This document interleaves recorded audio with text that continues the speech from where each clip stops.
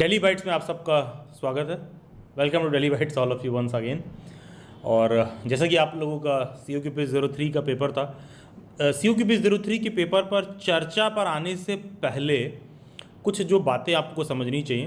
किसी का पेपर अच्छा हुआ, किसी का पेपर बुरा हुआ, या ऐसा हो कि किसी और का सुनकर तुमको एहसास हो कि अरे यार अभी शाम तक तो सब सही चल रहा था, जब से पता चला है कि उसका ज़्यादा अच्छा गया तब से और टेंशन हो रहा है। और या फिर ऐसा हो कि तुमको शाम तक लग रहा था कि मैं ही भर एक फेल्ड था और यहाँ आए पता चले 3-4 और हैं। तो ऐसा ना हो कि गधों की टोली में शामिल होने लगे कि अरे ठीक है, या फिर ऐसा हो कि उसकी जो है किसी और का रिजल्ट देख के परेशान हो रहे हैं।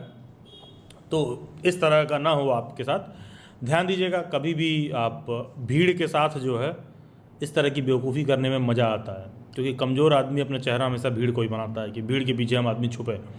तो ये चीज़ नहीं होना चाहिए। कभी भी आप कुछ बढ़िया करोगे, कुछ अलग करोगे, तो वो हमेशा आउट ऑफ द वे जाके होगा। मतलब ये बात आपके एग्ज़ाम पर भी इसलिए लागू होती है क्योंकि पता है जब आप पेपर देने जाते हो तो it's more about your behaviour psychology also, कि कैसे आप जो है पेपर को टैकल कर रहे हो। पेपर तो आप बाद में करते हो, क्योंकि examination is not just about solving the question and answer. ठीक है, बहुत सारा चीज़ें टाइम से कैसे बैठ रहे हो, पेपर कैसे टैकल कर रहे हो। बहुत सारे लोग यहाँ होंगे जो धीरे धीरे कुछ कुछ ढूंढ रहे होंगे, तुमको पता चला होगा अरे यार ये मिस्टेक हो गया, अरे भाई ये ब्लंडर हो गया। बहुत सारे ऐसे लोग हैं जो पहली बार पेपर ही दे के आते हैं, तो उनके लिए कंप्यूटर पर पेपर अटेम्प्ट करना ही माउस ऐसे ऐसे काम कर रहा होता है। ठीक है, जैसे बंदर के हाथ में मशीन गन पकड़ा दिया, एकदम कहीं भी कुछ भी चल रहा है, कहीं भी जा रहा है, सर ये देखिए मेरा कर्सर काम नहीं कर रहा है, क्या हो गया है, कैसे क्या करना है। तो इस तरह की चीज़ें देखने के लिए मिलती हैं। तो ऐसा नहीं होना चाहिए। मेरा कहने का सेंस है कि जब उस पर 4 बार 6 बार 10 बार आप जाओगे, रगड़ोगे, तब जाके आप थोड़ा अभ्यस्त हो पाओगे। और आप लोगों से मैं थोड़ा सा एक मसले में क्षमा प्रार्थी हूँ कि बहुत सारे यहाँ बैच के स्टूडेंट हैं, बीच में एग्ज़ाम से पहले बहुत ज़्यादा मेरा आप लोगों के साथ सेशन नहीं हो पाया है, और कोई जानबूझ के नहीं। इनफैक्ट डेली बाइट्स के भी इंटरेस्ट का मैं बात देखूँ या आप लोगों के इंटरेस्ट का बात देखूँ, तो कोई भी ओपन वेबिनार मीट वगैरह भी नहीं हो पाया है कि वहाँ पर बहुत सारी चीज़ें हम डिस्कस करें, क्योंकि मेरा schedule was like hell occupied and too occupied in fact. And कभी कभी ऐसा होता था कि मैं अपने बारे में मुझे सोचना पड़ता था कि एक सेकंड मैं एग्जिस्ट करता हूँ। ठीक है, तो शौक कब पूरे करने हैं। लेट से कि रात में 1 बजे फ्री हुए, 1:30 बजे फ्री हुए, तो जोमेटो पर ऑर्डर कर रहे हैं, अच्छा देख रहे हैं क्या क्या अवेलेबल है रात में 1:30 बजे 2 बजे, क्योंकि शौक पूरे करने के लिए भी टाइम नहीं मिल पा रहा है। और उम्र का क्या है भाई, बीतते जा रहा है एक एक दिन करके। जैसे आप यहाँ तक पहुँच गए, कब एग्ज़ाम के लिए वक्त बीत गया आपको पता नहीं चला। जिनका आगे COQP4 का होगा, 5 का होगा, 6 का होगा, 7 का होगा, तो सिर्फ एग्ज़ाम का दिन नहीं बीत रहा है भाई, आपकी उम्र भी बीत रही है उस काम को करने के लिए। तो उस नज़रिए से भी थोड़ा सा सोचना होता है, लेकिन हाँ बहुत ज़्यादा भी नहीं सोचना होता है। मोटिवेटिंग भी है, डिप्रेसिंग भी है। जैसे कि जब एग्ज़ाम में मैं हमेशा कहता हूँ कि टाइमर उल्टा चलता है, तो वो एक अलग तरह का प्रेशर क्रिएट करता है साइकोलॉजिकल माइंड पर। जैसे मान लो एग्जाम में अगर तुमको पेपर में थोड़ा बहुत भी 2-4 क्वेश्चन में डाउट है, और जैसे ही तुम 10वें या 15वें मिनट पर तुम्हारी घड़ी पहुँचती है 15, 14:59, 14:58, जब टाइमर उल्टा चलता है, तो आखिरी के 10 मिनट में समझ भी नहीं आता, लगता है क्या ही कर दें। ठीक है, तो वो चीज़ भी नहीं समझ आता, खास करके तब जब थोड़ा सा आप प्रिपेयर्ड हो। तो ये सब बहुत नॉर्मल सा मतलब बात है। अगर आप इन सब चीज़ों से एक्सपीरियंस कर रहे हो, कम चाहे ज़्यादा जो भी मैंने बात बोली, तो इसका मतलब है कि आपके जीवन में सब कुशल मंगल है। ठीक है, मनुष्य योनि में पैदा हुए हो तो सही चल रहा है। मतलब ये सब प्रॉब्लम्स बहुत जो है वो, अगर आप मनुष्य योनि में पैदा हुए हो तो ये सब प्रॉब्लम आप फेस कर रहे होगे। ठीक है, तो अब देखो इस पे यार यही चीज़ मैं कहूँगा, आपका जो भी आगे पेपर है फोकस पॉइंट ये होना चाहिए। अब ये भी है कि जो आगामी पेपर भी आने वाले समय में कोई जामिया का दे रहा होगा या IP का दे रहा होगा या RI का दे रहा होगा तो बात और है। अदरवाइज देखो कि बाकी की पेपर्स के लिए भी ज़्यादा टाइम नहीं है। तो ऐसा नहीं होना चाहिए कि तुमको ये लगे ओ मैंने ये वाला पेपर दिया था, मेरा इसमें परफॉर्मेंस कम रहा है, तो मैं अगला वाला कैसे करूँगा, और क्या मैं उसमें कर भी पाऊँगा कि नहीं कर पाऊँगा। भाई ऐसा कुछ नहीं है, ऐसा कुछ नहीं है। जब आप प्रिपरेशन के रिगार्डिंग सोचे थे, जब आप पढ़ना शुरू किए थे, जब आप पेपर दिए, जब पेपर का डेट आया, सब कुछ बहुत ही अनिश्चितता के साथ आया था। सब कुछ अनिश्चित था। जब आप पहली बार ज्वाइन किए, एग्ज़ाम का डेट, शेड्यूल, सब कुछ उसी में होती जा रहा है। ऐसे ही आपका प्रिपरेशन को भी लेकर है। चाहे तुम्हें लगे कि मेरा पेपर अभी जस्ट कुछ दिन बाद है, मैं इसमें नहीं परफॉर्म किया, मैं उसमें कैसे करूँगा। भाई यही तो गेम है ना। तुम्हें क्यों लग रहा है कि जो बात मैंने शुरुआत में बोली कि exam is not just about giving the paper, यही तो बात है। कि जाके उस चीज़ को उसी हिसाब से टैकल करना, उसी प्रेशर को तो टैकल करना है। That is also the part of exam only.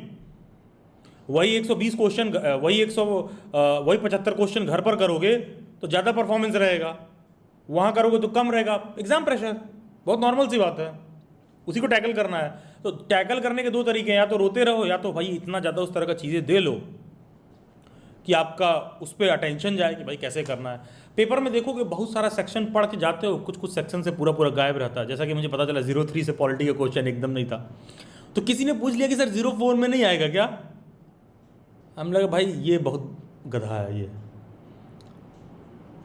अरे 03 में तो बहुत सारा सब्जेक्ट है। पिछली बार से बता रहा हूँ कि भाई लास्ट ईयर 03 में टीचिंग एप्टीट्यूड एक सब्जेक्ट का हिस्सा था, और टीचिंग एप्टीट्यूड से नहीं आया था। लास्ट ईयर भी तो टीचिंग एप्टीट्यूड हिस्सा था। आपने लास्ट ईयर का प्रीवियस ईयर पेपर देखोगे, टीचिंग एप्टीट्यूड से क्वेश्चन कम दिखने के लिए मिलेगा, इससे ज़्यादा देखने के लिए मिल रहा है। तो यही भाई यही तो पेपर का वो है। फिर चले आ रहे हैं सर 4 वाले सिलेबस में तो टीचिंग एप्टीट्यूड नहीं मेंशन्ड है। अरे भाई कैसी बातें कर रहे हो, मतलब कब अंडे से बाहर निकलोगे? अरे पूछ देगा तो क्या करोगे? नहीं मेंशन्ड है तो क्या हुआ? नहीं मेंशन्ड है तो क्या हुआ? कॉम्पिटिटिव एग्जाम है, पूछ देगा तो, और वो पूछेगा। अगर तुमको COQP 04 के पेपर में 2 रीजनिंग का क्वेश्चन दिख जाए, लैंग्वेज के पेपर में कुछ ऐसा टीचिंग एप्टीट्यूड का क्वेश्चन देखने के लिए मिल जाए भूले भटके, तो वो क्वेश्चन टीचिंग एप्टीट्यूड का नहीं है, वो क्वेश्चन बेसिकली आपके सब्जेक्ट का ही है। मुद्दा ये है कि शिक्षण अभिरुचि शब्द भी आपने नहीं देखा है। क्योंकि बच्चे क्या करते हैं, मान लो मैं किसी वीडियो में बोला कि चैनल के प्लेलिस्ट में जाकर ये वाला प्लेलिस्ट देख सकते हैं COQP 04 वाला या फिर DU BEd वाला, वो कभी नहीं देखते हैं सब। 4 बार बोलूँगा कि टीचिंग एप्टीट्यूड का ये प्लेलिस्ट है, इसको भी आप देख लीजिए तो आपका काम 100% हो जाएगा। लेकिन भाई क्यों देखें, क्यों देखें? वो क्यों दिया गया है? क्योंकि भाई जो दूसरे सब्जेक्ट्स हैं जिनके में टीचिंग एप्टीट्यूड मेन सब्जेक्ट नहीं है, दूसरे पेडागोजी वाले जो भी बच्चे हैं, तो उनसे क्या एक्सपेक्टेड होता है कि वो जाके उस प्लेलिस्ट को देख के अपना काम करें। क्योंकि तुमको थोड़ा बहुत आना चाहिए, बहुत ज़्यादा भी नहीं आना चाहिए, ठीक है? बेसिक बातें समझ में आनी चाहिए। जैसे कि आप देखोगे आज JMI के ना एक सिलेबस का मैंने लेक्चर डाला है, उसमें कमेंट में 2 लोगों ने पूछा है कि क्या कॉमर्स वालों के लिए भी यही पेपर आएगा। हमको लगा था अभी इतना गधा कैसे हो सकते हो, इतना मेहनत से उसको रिकॉर्ड किया हूँ मैं, और शुरू होते ही मैं यही बात बोल रहा हूँ कि कोई सा भी सब्जेक्ट हो सबके लिए सेम पेपर है। देखो हिंदी का होता है, इंग्लिश मीडियम है, जामिया में उर्दू मीडियम भी होता है, सबके लिए सेम पेपर आता है। इसी से पूरी बात ही मैं शुरू कर रहा हूँ, ठीक है? क्योंकि जामिया में सब्जेक्ट ज़्यादा है तो हमको भी तो सिलेबस एनालाइज करने में समय लगता है। तुमको तो बस लिखा लिखाया मिल गया एक स्लाइड पर, हम तो एक ही चीज़ देख के आए हैं ना, क्या उसमें डालना है क्या नहीं डालना है, और एक टॉपिक ज़्यादा ही रहे कम ना रहे ये भी देखना होता है। तो उसमें पूछ रहे सर कॉमर्स के लिए सेम पेपर आएगा क्या, इसके लिए भी सेम पेपर आएगा क्या? तो कहने के जैसे इसका पता चलता है कि बच्चा जाके नहीं चेक कर रहा है। जैसे शिक्षण अभिरुचि है, टीचिंग एप्टीट्यूड है, आप कोई सा भी BEd का एग्जाम दे रहे हो, अगर आने वाले समय में आने वाले 3 महीने में आपका कोई सा भी BEd का एग्जाम है, तो भी तुम जाके टीचिंग एप्टीट्यूड वाला प्लेलिस्ट देखो डेली वाइज पर। 4 बार मैं बोल चुका हूँ। और वीडियो लेक्चर्स को 4 से 5 बार देखो, डाउनलोड करके ऑफलाइन मोड में रखे रहो फोन में और देखो। बिकॉज ऑफ सिंगल रीजन, क्योंकि तुम बार बार पढ़ रहे हो, दैट डजंट मीन कि तुम पेपर में जाके अटेम्प्ट कर लोगे क्वेश्चन। वीडियो देखना एक अलग चीज होता है, पॉज करके क्वेश्चन रीड करना, कंक्लूड करना। जब तुम उस तरह से करोगे तो 15 मिनट का वीडियो कम से कम तुमसे 35 मिनट मांगेगा कि तुम स्लो मोड पे देख रहे हो। जैसे अब क्या वो डाउनलोड करके रख दिए, अभिलाष सर ने कहा 4 से 5 बार देखना है, 2x पर करके खत्म कर दिए। अबे 2x पर सुन सकते हो तेजी से, कंज्यूम नहीं कर सकते हो तेजी से, प्रिंट नहीं होता है दिमाग में। मतलब धीरे धीरे चलोगे तो दिमाग में आता है। तो समय निकाल के कि भैया रोज 2 ही वीडियो करना है और 1 घंटे में 2 वीडियो करेंगे। 15 मिनट में जो टीचर ने कराया है, फिर उसके बाद मैं पढ़ूंगा 15 क्वेश्चन उन्होंने क्या कराया, तब जाके कुछ कंक्लूजन पर पहुंचोगे। यहाँ तो क्या है कि वीडियो कंप्लीट कर लिए, सिलेबस कंप्लीट हो ना हो वीडियो कंप्लीट कर लिए, ऑफलाइन मोड में डाउनलोड किए, वीडियो कंप्लीट कर लिए। देखिए ये नहीं होना चाहिए। क्यों कह रहा हूँ? आपके आगामी पेपर के लिए, मान लो किसी का लैंग्वेज का पेपर है, अब लैंग्वेज के पेपर में तो टीचिंग एप्टीट्यूड मेंशन नहीं है, इसका क्या मतलब नहीं पूछेगा? नहीं, सिलेबस वाली वीडियो मैंने कंप्लीटली बात बोली है कि जाके बेसिक बातें आपको पता होना चाहिए, क्योंकि टीचिंग एप्टीट्यूड नहीं पूछेगा, लैंग्वेज का ही क्वेश्चन पूछ देगा शिक्षण अभिरुचि के परिप्रेक्ष्य में। कि किसी क्लास में बैठे हो, एक बच्चा एकदम बोलता नहीं है, तुम एज ए लैंग्वेज के टीचर क्या करोगे? पूरी क्लास को बाहर भेजोगे या देखोगे कहीं किनारे या 2 कान के नीचे बजा दोगे, बोलते क्यों नहीं होगे, ये करोगे? या फिर बुला के समझाओगे, अरे बेटा कोई दिक्कत नहीं है, घर पे कोई प्रॉब्लम है, क्या है, उससे फ्रेंडली टर्म्स डेवलप करोगे, ठीक है, कुछ इस तरह से बात करोगे। उसे किसी फ्रेंड से पूछोगे या उसके पेरेंट्स को कॉल करके कहोगे कि आपका बच्चा बिल्कुल पढ़ता वढ़ता है नहीं, कुछ कर नहीं रहा है, स्कूल से ले जाइए। उसकी ज़िंदगी में टीचर की जगह जो है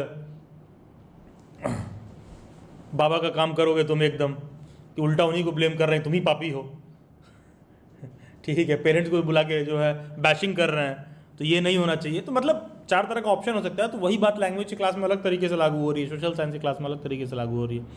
तो कुछ बेसिक बातों का ध्यान रखना होता है। आते हैं आप लोगों को थोड़ा CUQP03 पर, और एक एक करके मैं थोड़ा सा समझता हूँ कि क्या आप लोगों ने एग्जैक्टली पेपर में अटैम्प्ट किया है, नहीं किया है।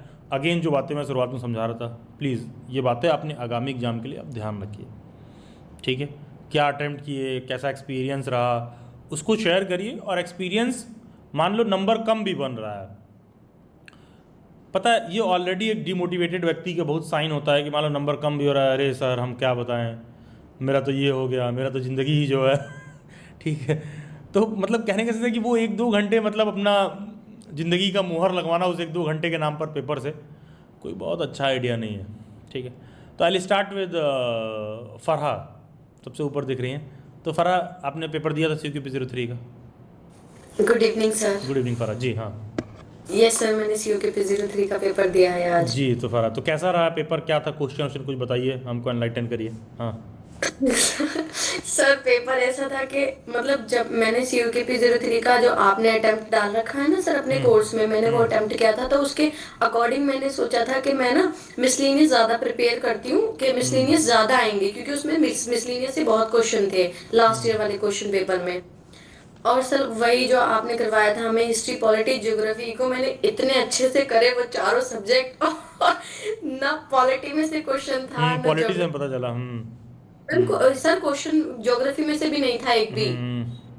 बहुत और नॉर्मल सी सर बात है। हाँ सर और जैसे हमने टीचिंग एप्टी जैसे करी थी सर थोड़ा ना, लेकिन डेप्थ में जाके टीचिंग एप्टी से क्वेश्चन पूछ रखे थे, तो थोड़ा सा उसमें भी डाउट रहा कि हाँ ये होगा कॉग्निटिव या थ्योरी नहीं। वगैरह शायद क्वेश्चन पूछा था।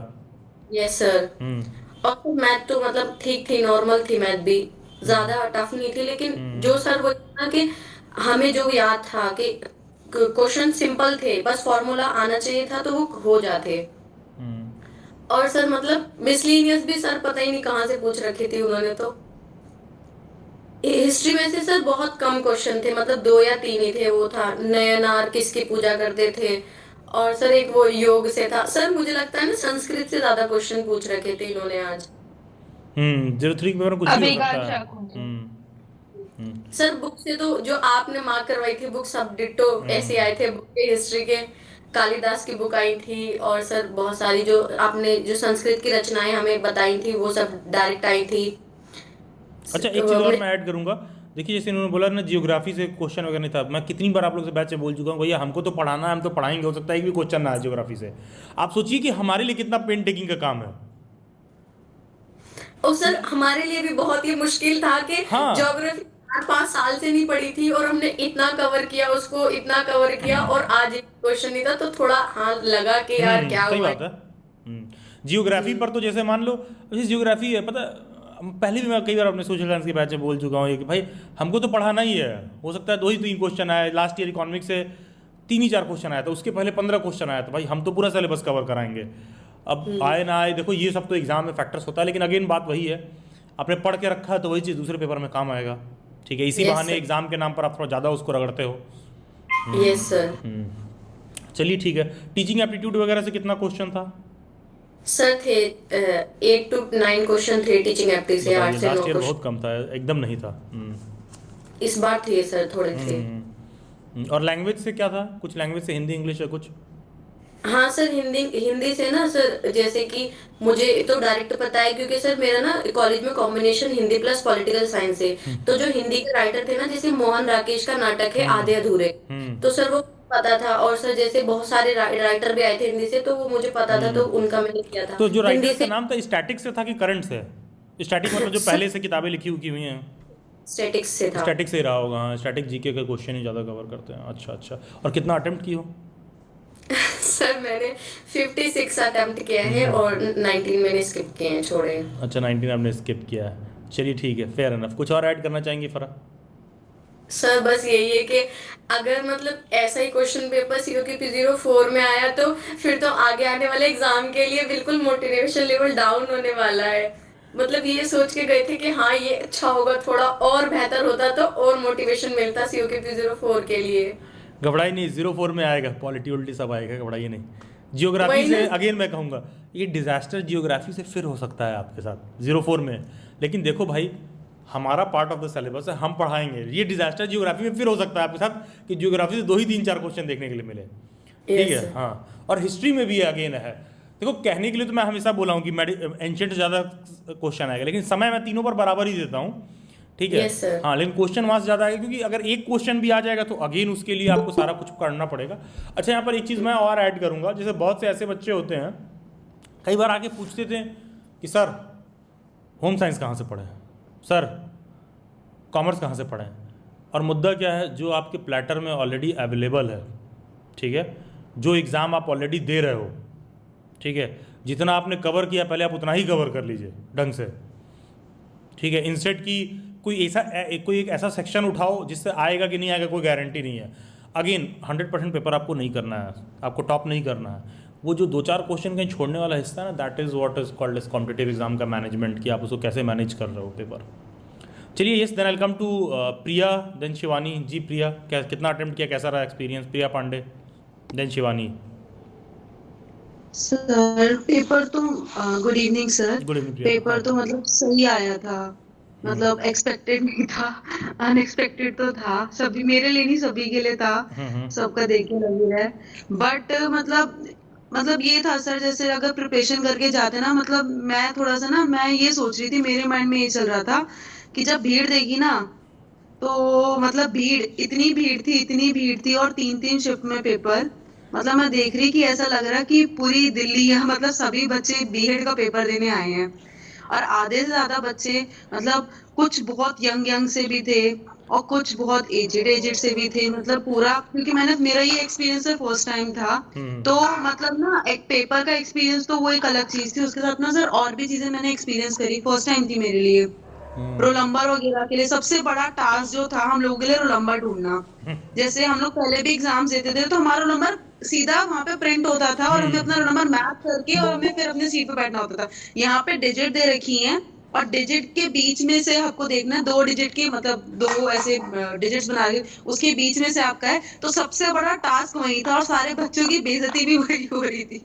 वहां का जो स्टाफ था ना, मतलब अच्छे से तुम्हारे पेरेंट्स को बोलना पड़ेगा, तुम्हारी पढ़ाई पे पैसा वेस्ट है, सब कुछ, मतलब ये सब चल रहा था। मतलब पहले ही सबको अच्छे से, मतलब सबकी अच्छे से उतारी जा रही थी।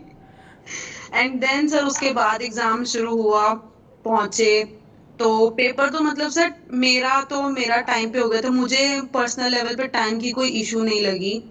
बट ये था कि मतलब मैथ्स वगैरह के क्वेश्चंस थे। एसएसटी का सर जैसे हमने सोचा था कि मतलब हिस्ट्री जियो वगैरह होगा। पॉलिटिक्स तो बिल्कुल जैसे पहले ही बता रहे, कुछ भी नहीं था। इको का भी नहीं था कुछ भी उसमें।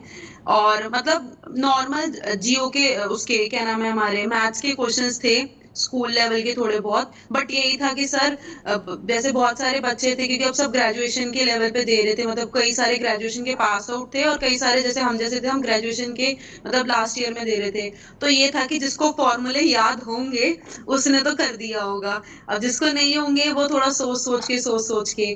तो मतलब ऑल एंड ऑल मतलब ठीक गया है। और कितना अटेम्प्ट बाकी किया?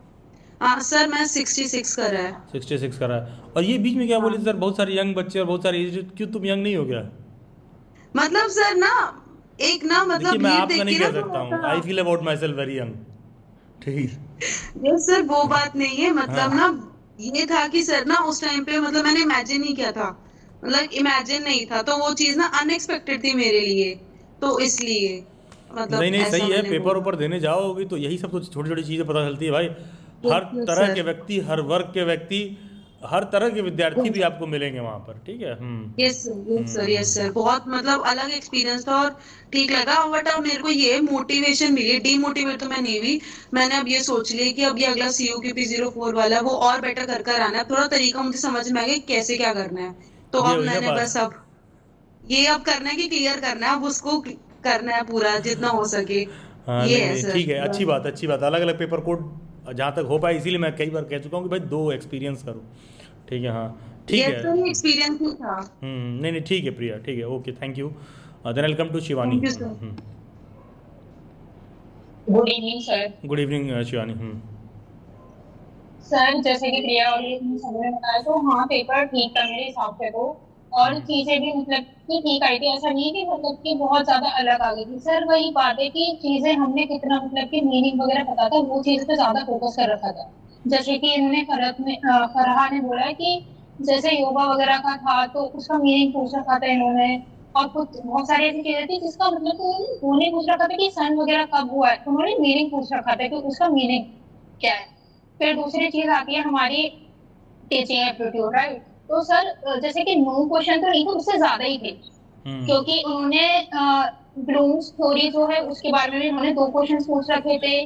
फिर उसके बाद इन्होंने मतलब कि कॉमन क्वेश्चन पूछ रखे थे जो हम एक्सपेक्ट करते हैं, मतलब सिंपल क्वेश्चन की। मतलब कि अगर मैं बात करूं सिंपल क्वेश्चंस की, तो मतलब कि अगर एक टीचर है तो एक टीचर को क्या करना चाहिए कि उसका जो एक बच्चा है वो बात बात कर रहा है क्लास में, तो ऐसा करके क्वेश्चन था। और मतलब कि वर्बल गाइडेंस इसमें मतलब कि ज्यादा इफेक्टिव नहीं है, तो वो उसके बाद क्योंकि ऐसे थे जो कि मैम ने करवा भी रखे थे। अब बात आती है कि कॉग्निटिव और ये सब की, तो सर ये वाले जो क्वेश्चन थे थोड़ा सा उन्होंने क्या कर रखा था कि थोड़ा सा अंदर से जाके पूछ रखा था। और दूसरी बात ये जैसे कि इवेल्युएशन नहीं होता सर टीचिंग एप्टीट्यूड में कि समरेटिव और ये सब, तो इन्होंने ये इसके क्या कर रखा था कि बच्चे को एक तो पता होगा, पर इन्होंने क्या कर रखा था कि उसे सिस्टमेटिक वे में लगा रखा था।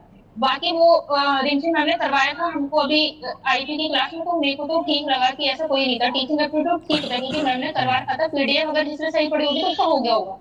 सर अब आती है हमारी जीके की बात।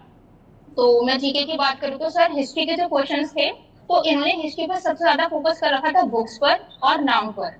ठीक है। इन्होंने हिस्ट्री में जो था इन्होंने नोबेल पीस प्राइज जो गांधी वाला है वो उससे रिलेटेड ज्यादा पूछ रखे थे। फिर उसके बाद आता है कि हमारा जो इलेक्शंस हुए थे, राइट।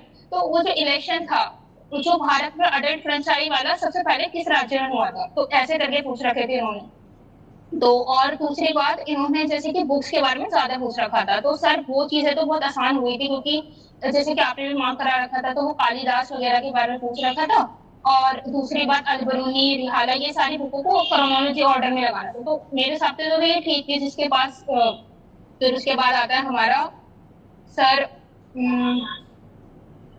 फिर सर उसके आता है हमारा मैथ्स का। तो सर मैथ्स का ऐसा था कि मतलब कि उन्होंने प्रोबेबिलिटी का और एरिया वगैरह के क्वेश्चन पैरामीटर वगैरह निकालने का पूछ रखा था। और यस करंट सर, का? तो जिसके अंदर से सर करंट का? Current affairs. हाँ। सर 2 क्वेश्चन थे उसके अंदर जितना मुझे लगा। एक 2003 में किसको अवार्ड मिला है, 2023 में किसको अवार्ड मिला है, तो मेरे को याद नहीं है कि किस चीज के बारे में पूछा था, पर मेरे को ये याद है कि 2023 एक अवार्ड के बारे में पूछ रखा था कि किसको मिला है अभी फीमेल को। तो मेरे को इतना याद नहीं कि किस चीज के बारे में, तो मैंने तो वो करा नहीं था। फिर उसके बाद सर इन्होंने कुछ ऐसी चीजें पूछ रखी थी कि जैसे कि इंस्टीट्यूशन हो गए, तो वो इंस्टीट्यूशन कहाँ पर है, तो ऐसे करके जैसे झांसी रानी फिजिकल इंस्टीट्यूशन कहाँ पर है, तो वो पूछ रखा था। तो ग्वालियर ऐसे ऐसे करके इन्होंने पूछ रखे थे कि मतलब अच्छा तुम्हें कितनी नॉलेज है इन चीजों की। अब आती है मैथ्स की बारी, तो अगर मैं मैथ्स की बात करूँ तो हाँ सर मैथ्स के अंदर थोड़े से फॉर्मूले वाले ज्यादा थे। बट इन्होंने प्रोबेबिलिटी वगैरह के भी पूछ रखे थे, तो हाँ ठीक थे, बट मैंने तो 2-3 ही करे थे मैथ्स के, मेरा मैथ्स वाला ही सेक्शन रह गया। और अब बात आती है उसकी सर साइंस की। सर साइंस के क्वेश्चंस मतलब कि अच्छे खासे थे। अगर मैं बात करूँ 10 या 9 क्वेश्चन थे साइंस की।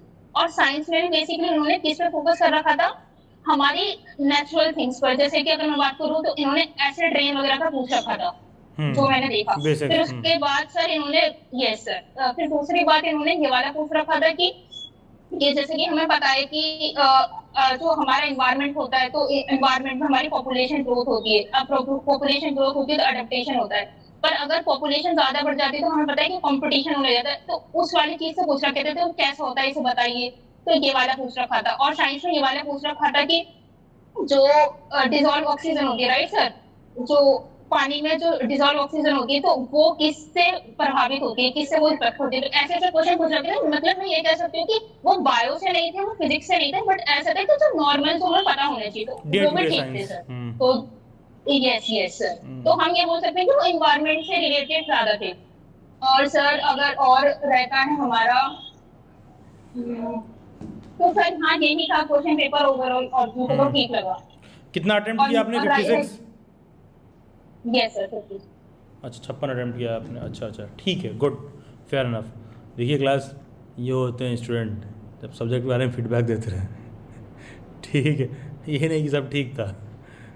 काफ़ी कुछ इसमें ऐड करके बता रहे हैं कि ये इस सेक्शन से इतना पूछा था, इस सेक्शन से इतना पूछा था, विच इज़ अप्रिशिएबल शिवानी, क्योंकि आने के बाद थोड़ा सा वो रात देना चाहिए इतना मतलब पेपर पर, ठीक है। बाकी आपका 4 का भी पेपर आने वाले समय में, यस सर। बस जो पढ़ रही हो पढ़ते जाओ, उसी लय से हो जाएगा 4 में, ठीक है, वही रिदम पकड़े और रहिए। सर जैसे कि यस यस सर, और जैसे कि सर मतलब कि बहुत ज्यादा नर्वसनेस होती है, तो पहली बात तो जैसे कि मेरे को तो सीओसीपी 03 का पेपर देना नहीं था, पर आपने गाइडेंस किया था कि मैंने कि दे दो, तो जैसे कि आप आज पूछ भी रहे थे कि मतलब कि अच्छा कि शिवानी तुम्हारा कौन सा वो है पेडागोजी, तो मैंने तो बस आपके कहने पे दिया था। और दूसरी बात, मुझे तो इससे एक्सपीरियंस भी मिला, क्योंकि हमारे दिल में बहुत ज्यादा वो होती है नर्वसनेस। तो सर मेरे को तो ऐसा लगा कि बहुत सारे बच्चे तो मतलब वहाँ पे ऐसे ही आ गए थे, मतलब जैसे प्रिया बता रही है ना कि मतलब डर सा लगा। तो मेरे को तो ऐसा लगा कि नहीं, एक मेरे बगल में एक लड़की थी, ठीक है सर, तो उसका पेपर खत्म हो गया था, तो वो मेरे से पूछने लगी कि अच्छा शिवानी तुमने कितने करे, तो मैंने बता दिया कि 56। तो कहती मेरे तो 74। तो फिर मेरे को आपकी बात याद आने लगी कि यार पूरा तो हो ही नहीं सकता, पेपर कैसे आ गया मतलब। और क्योंकि वो इतना मेरे को तो समझ पता था कि कहाँ से क्या आ रहा है, और बेशक आता नहीं है पूरा, बट मेरे को पता था कि अच्छा कैसे गया। तो ऐसे करके और एक्सपीरियंस बहुत अच्छा था, और चीजें पता चली कि हाँ अगर ऑनलाइन हो रहा है, और ये सर बहुत अच्छा लगा मेरे लिए। 70-75 जो अटेम्प्ट वाले हैं ना, ये सब बाहर हैं एग्जाम से, इनके बारे में बात ही मत करो, ठीक है। ये तुम सर इमेजिन मेरे करो को तो ना, आपकी तुम बात अपने याद बारे आई में थी। अपनी लाइफ के इमेजिन करो कि Shivani at her best, at her perfect, तो क्या तब भी तुम पेपर के सभी सेक्शन से 75 तक पहुंच सकती हो? तो नहीं पहुंचे हो तुम, 74 तक पहुंचे, तो तुम क्या साबित करना चाहते हो इससे, ठीक है। देखिए आप अच्छा करेंगे तो 60-65 तक का आप अटेम्प्ट डालोगे, और उसमें जब मान लो 65 अटेम्प्ट किए हो, तो मोटी मोटा मान के चलो कि 14 क्वेश्चन तक गलत होगा आपका, अगर आप अपने हिसाब से 65 क्वेश्चन सही किए हो तो, ठीक है। तो आप देखोगे कि 49-50 पर आगे रुकेगा, फिर यूनिवर्सिटी का पहला कट ऑफ आएगा, उसमें आपका बॉर्डर ऑर्डर पर रहेगा, फिर दूसरा तीसरा कट ऑफ आएगा, तब आप देखोगे कि अच्छा वहाँ पे सब्जेक्ट कॉम्बिनेशन के हिसाब से बैठ रहा है। बेसिकली मतलब जो तरीका होता है सिलेक्शन का, एकदम जो फाइनल सिलेक्शन वाले लिस्ट में सिलेक्शन ऐसा ही होता है। कभी भी किसी भी बच्चे से बात करोगी ना, खास करके उन यूनिवर्सिटीज़ में जहाँ सीट कम हो, तो वहाँ ऐसा ही होता है कि जब तुम पूरा पेपर दोगी, अंत पे एकदम बॉर्डर पर रहेगा, पहला कट ऑफ आएगा, 2 नंबर कुछ आगे पीछे रहेगा, फिर अभी सोचो कि यहाँ एडमिशन लें, कुछ उहा पोहो में यहाँ वहाँ कुछ करोगी, तब तक जो है तब तो तुम्हारा दूसरी जगह हो जाएगा। तो that is how actually it works. चलिए खैर ठीक है Shivani, good, thank you for your valuable feedback. फिर अंजुम पर आते हैं, वेलकम टू समीर जी। अंजुम क्या शेयर करना चाहेंगे, कितना अटेम्प्ट किया? Good evening sir. Good evening Anjum. Paper दिया है अच्छा ना? था सर। Yes sir. हाँ, तो कितना अटेम्प्ट किया? मैंने सर 50 अटेम्प्ट किए। 50 अटेम्प्ट किया, अच्छा। तो कैसा रहा एक्सपीरियंस पेपर को लेकर? सर अच्छा था, मतलब सारे टॉपिक्स मिक्सअप थे। हम्म। साइंस का क्वेश्चन सबसे पहले बोलती हूँ सर। साइंस में कुछ क्वेश्चन, पहला क्वेश्चन केमिस्ट्री से आया था सर। इसमें आइसोटोन के बारे में आया था, जिसमें न्यूट्रॉन की संख्या बराबर होती है तो उसको क्या बोलते हैं, ये वाला क्वेश्चन आया था। एसिड रेन आया था, किसके ऑक्साइड पाए जाते हैं सर। और उसके बाद सर न्यूट्रिशन से रिलेटेड भी डिसीज वाला एक आया था, पर वो थोड़ा हाई था सर, वो वाला मैंने नहीं किया। आगे का डिसीज वाला था। आइसोटोप्स था कि आइसोटोन्स था? आइसोटोन्स था सर। अच्छा, क्योंकि ये आइसोटोप में होता है same atomic number different mass number, and isotones में जो है आई गेस सेम जो है नंबर ऑफ। ऑप्शन में थी सर आइसोटोप, आइसोबार, आइसोटोन। तो उसमें करेक्ट आइसोटोन था, जिसमें न्यूट्रॉन सेम होते हैं। और रस्टिंग ऑफ आयरन का आपने जब पूछा ना तो I formula literally had to recall कि अच्छा क्या एग्जैक्टली होता है। हाँ, रस्टिंग ऑफ आयरन का सर फॉर्मूला पूछा था उसमें कि तब अगर रस्ट है तो एग्जैक्टली क्या बनता है, ये भी था साइंस से रिलेटेड क्वेश्चन में। Rusting yes sir. क्या ऑप्शन में था? Fe3 SO4 क्या? आयरन के बने कुछ कुछ थे sir. Iron oxide Fe2O3। Yes sir. क्या ऑप्शन बता सकती हैं क्या क्या था? अच्छा रहने दो, मैं टेस्ट नहीं दे रहा हूँ अभी। हाँ हाँ। उसके बाद सर ऑथर वाले बहुत सारे क्वेश्चंस थे, जिसमें मेरे को कुछ कुछ पता थे सर। हिंदी वाले भी थोड़े बहुत, क्योंकि मैं दीदी जो है वो हिंदी की बुक पढ़ती रहती है ना, हिंदी ऑनर्स का उनका। मैंने बहुत सारी किताबें पढ़ रखी हैं, तो मुझे पता था राइटर्स के बारे में काफ़ी, वो किए मैंने। और सर उसमें से संस्कृत में से एक वो कालिदास के बारे में आया था क्वेश्चन, डायरेक्ट बेस्ड क्वेश्चन था सर, कि शकुंतला वाला कौन राइटर है, वो भी कर लिया था सर। उसका जो दूसरा आया था जिसमें मैचिंग था, नहीं उसमें तो पूरा बताना था कि संस्कृत का एग्जैक्ट मूल रूप से कौन कौन से उपन्यास है, तो ये वाला नहीं आता था, तब ये वाला छोड़ दिया था मैंने, नहीं किया।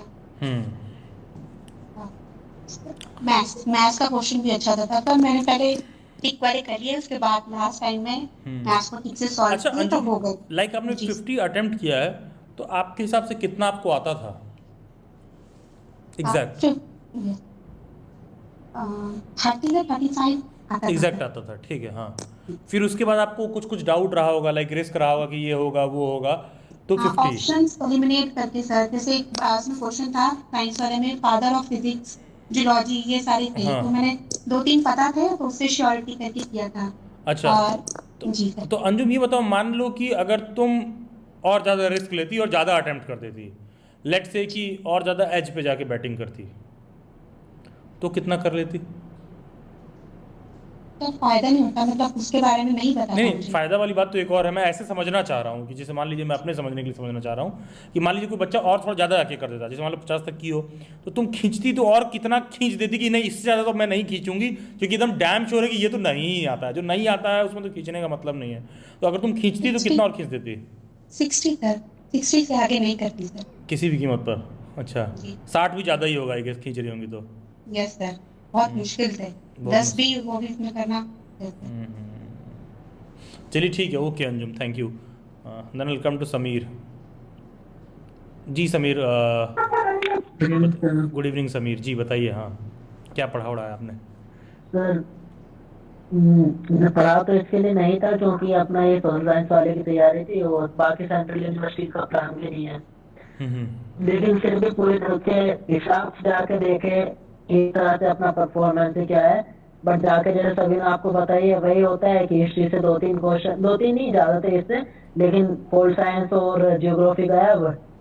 तो इसके बाद फिर मैंने टोटल जो अटेम्प्ट किया वो मेरा 52 बैठा था, जिसमें मेरे 22 तो ऐसे हैं जिसमें मुझे श्योर शॉर्ट है कि हाँ 22 में से तो मैक्सिमम एक ही गलत होगा, क्योंकि उसमें ज्यादातर मैथ के क्वेश्चन हैं। मैथ का होता है आर्या पार, तो मैथ और टीचिंग एप्टीट्यूड, इन दोनों के बेस पे, और बाकी कुछ सोशल साइंस वगैरह के जो थे वो हो गए अच्छे से।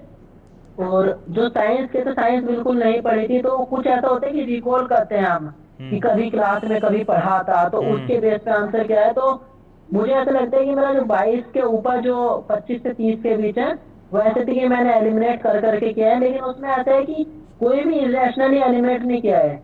अगर मुझे लग रहा है कि हाँ इन 2 या 3 में से कोई एक है, तो वहां पे एलिमिनेट किया है। लेकिन हाँ 2 क्वेश्चन ऐसे किए थे जहाँ पे फिर लग रहा था कि नहीं हाई रिस्क ले ही लेते हैं, तो इस तरह करके। तो उम्मीद है कि अंदाजा ही ऐसी 8 से 10 गलत हो सकते हैं उसमें से 52 में से। 10% तो गलत हो जाएगा, मान के चलो पहले ही। Yes sir. नहीं, चलिए ठीक है, फेयर एनफ इवैल्यूएशन।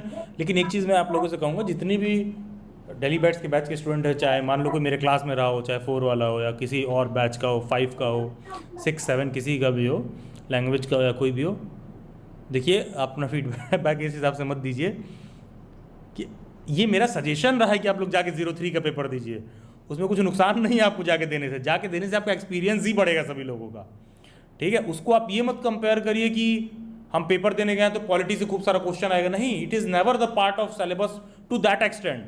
04 एक अलग केस है, हाँ, उससे कौन सा क्वेश्चन आएगा ये गारंटी नहीं है। क्वेश्चन अगर एक हिस्ट्री का भी आ रहा है तो उसके लिए तुमको पूरा हिस्ट्री पढ़ना पड़ेगा उसको अटेम्प्ट करने के लिए। भाई कौन सा इंपॉर्टेंट है कौन सा नहीं, ये कौन जानता है, ठीक है। तो मेरा कहने का ऐसा है कि सभी लोगों को मैंने 03 इसलिए रिकमेंड किया देने के लिए, इसका लाभ आपको बाद में पता चलेगा, ठीक है। तो अभी के लिए इतना ही लाभ है कि अभी आप जाके एक्सपीरियंस करिए, पेपर दीजिए, तो आगामी जो भी आपका पेपर होगा, लेट से 4, 5, 6, 7, ठीक है, वहाँ थोड़ा सा अंडरस्टैंडिंग बेहतर रहेगा, पॉइंट 1। और दूसरा चीज़ देखो यार, उस पेपर कोड का पेपर दे लो जो बहुत कॉमन हो। आगे कौन सी यूनिवर्सिटी का क्या होगा, ऊँट किस करवट बैठेगा कोई जानता नहीं है, तो दिए रहोगे तो फ़ायदा ही है, नुकसान तो नहीं है। और इसी बहाने जाके सेंटर भी विज़िट कराएं, ठीक है। इसी बहाने तमाम लोगों को बाहर जाने के लिए मिला, seeing some young people, some old people, ठीक। हाँ ये समीर, हाँ क्या कह रहे हैं? हाँ सर, मैं ये ऐड कर रहा था कि जैसे अभी बताया था कि संस्कृत के क्वेश्चन आए थे, 3-4 क्वेश्चन थे संस्कृत के, लेकिन उसमें से 2 क्वेश्चन ऐसे थे कि वो संस्कृत के होते हुए भी हमारे हिस्ट्री से कनेक्ट करके उसको सही कर दिया। अगर हिस्ट्री नहीं पढ़ी होती तो नहीं आ रहा होता। जैसे संस्कृत की उनका नाम था, बुक्स का नाम था कि कौन सी संस्कृत की नहीं है, लेकिन उसमें तीनों कालिदास की दे रखी थी। एक तरह से रिकॉल हो रहा था, तो कि वो संश्लिष्ट रहेगा, और जो एक बुक बचती है तो उसे फिर क्रॉस करके कि हाँ भाई यही है जो नहीं होगा, ऐसे करके कर दिया। तो एक तरह से इंटरलिंक था दोनों हाँ, चीजें। कालिदास वाले में तो मैंने हमेशा आप लोगों को बोला which of the following is not written by Kalidas, इस नज़रिए से पढ़ना है। तो वो तो खैर उस पर नज़रिया ही वही होना चाहिए।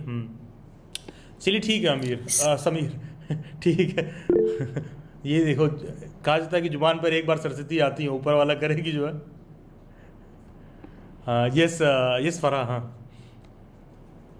सर मुझे ना आपकी वो लाइन याद आ गई थी कि ये आपको बहुत अच्छे से याद करनी है, ऐसे क्वेश्चन आ जाएगा कि कौन सी कालिदास ने नहीं लिखी है और वो लाइन मतलब याद आ गई थी, तो सच में सब कुछ याद आ हाँ गया था कि हाँ सर। क्वेश्चन ऐसे ही होते हैं, जहाँ मल्टीपल ऑप्शन हो तो हमेशा एग्जाम देते हैं तुम समझ जाएगा तो फॉलोइंग इज नॉट, ठीक है, क्योंकि दिमाग पर जोर देना होता है भाई, दिमाग पर जोर देना पड़ता है। और लिटरली बताऊँ, जैसे मैं अपना एक्सपीरियंस शेयर करूँ काम का, तो मेरे काम का एक ही बुनियादी सूत्र यही है कि बहुत सा ऐसा चीज़ होता है ना जिस पे मुझे अपने दिमाग पर जोर देना पड़ता है, क्योंकि जैसे जैसे आप आगे बढ़ते जाते हो वैसे वैसे आप कंफर्ट स्पेस में एंटर करते जाते हो। जितना ज़्यादा मैं कंफर्ट स्पेस अपना छोड़ के बैठूंगा उतना ज़्यादा बेटर करूंगा, लेकिन नेचर का, शरीर का, अगल बगल लोगों का, इन्वायरमेंट का ऐसा फ़र्क पड़ता है कि हम लोग इनोवेशन पर बहुत ज़्यादा वो नहीं ध्यान देते। इनोवेशन का मतलब ही नहीं होता कि कुछ तुम नया टेक्नोलॉजी ढूंढ के लाओगे और एकदम कुछ ऐसा ही डिस्कवरी कर दिया कि ये पेन ही लैपटॉप बन जाएगा, ऐसे करो लैपटॉप की तरह पेन खुल जाएगा। नहीं, ये इनोवेशन है। जो चीज़ें रिसोर्सेज ऑलरेडी अवेलेबल हैं उसको आप कैसे जो है और बेहतर कर सकते हो, वो चीज़ आपको समझ होना चाहिए। जैसे कल परसों या नरसों में किसी बैच में बैठा था, बात कर रहा था, तो मुझे समझ में आया कि अच्छा कुछ लोगों को ऐसा लगता है कि सर का बहुत सॉर्टेड है। भाई आपको लिटरली नहीं पता होता है, सर एकदम एम्प्लॉय होते ना तो सॉर्टेड रहता है, एम्प्लॉय तो सॉर्टेड रहता है, यहाँ नहीं तो कहीं और, ठीक है। हमारे टाइप के लोगों का क्या, वो कर नहीं सकते हैं, वो ये नहीं कर सकते, वो करेंगे नहीं, उनकी तासीर में ही ऐसा नहीं है, ठीक है। तो ये चीज़ है, बहुत लंबा लंबा ऑर्डर ले ही नहीं पाएंगे, बैठ ही नहीं पाएंगे, उनके दिमाग में कुछ कुछ चलता रहेगा करने के लिए, और each time they will give next try, और उसमें हो सकता है कई बार सक्सेस भी मिले ना भी मिले, ऐसा भी होता है।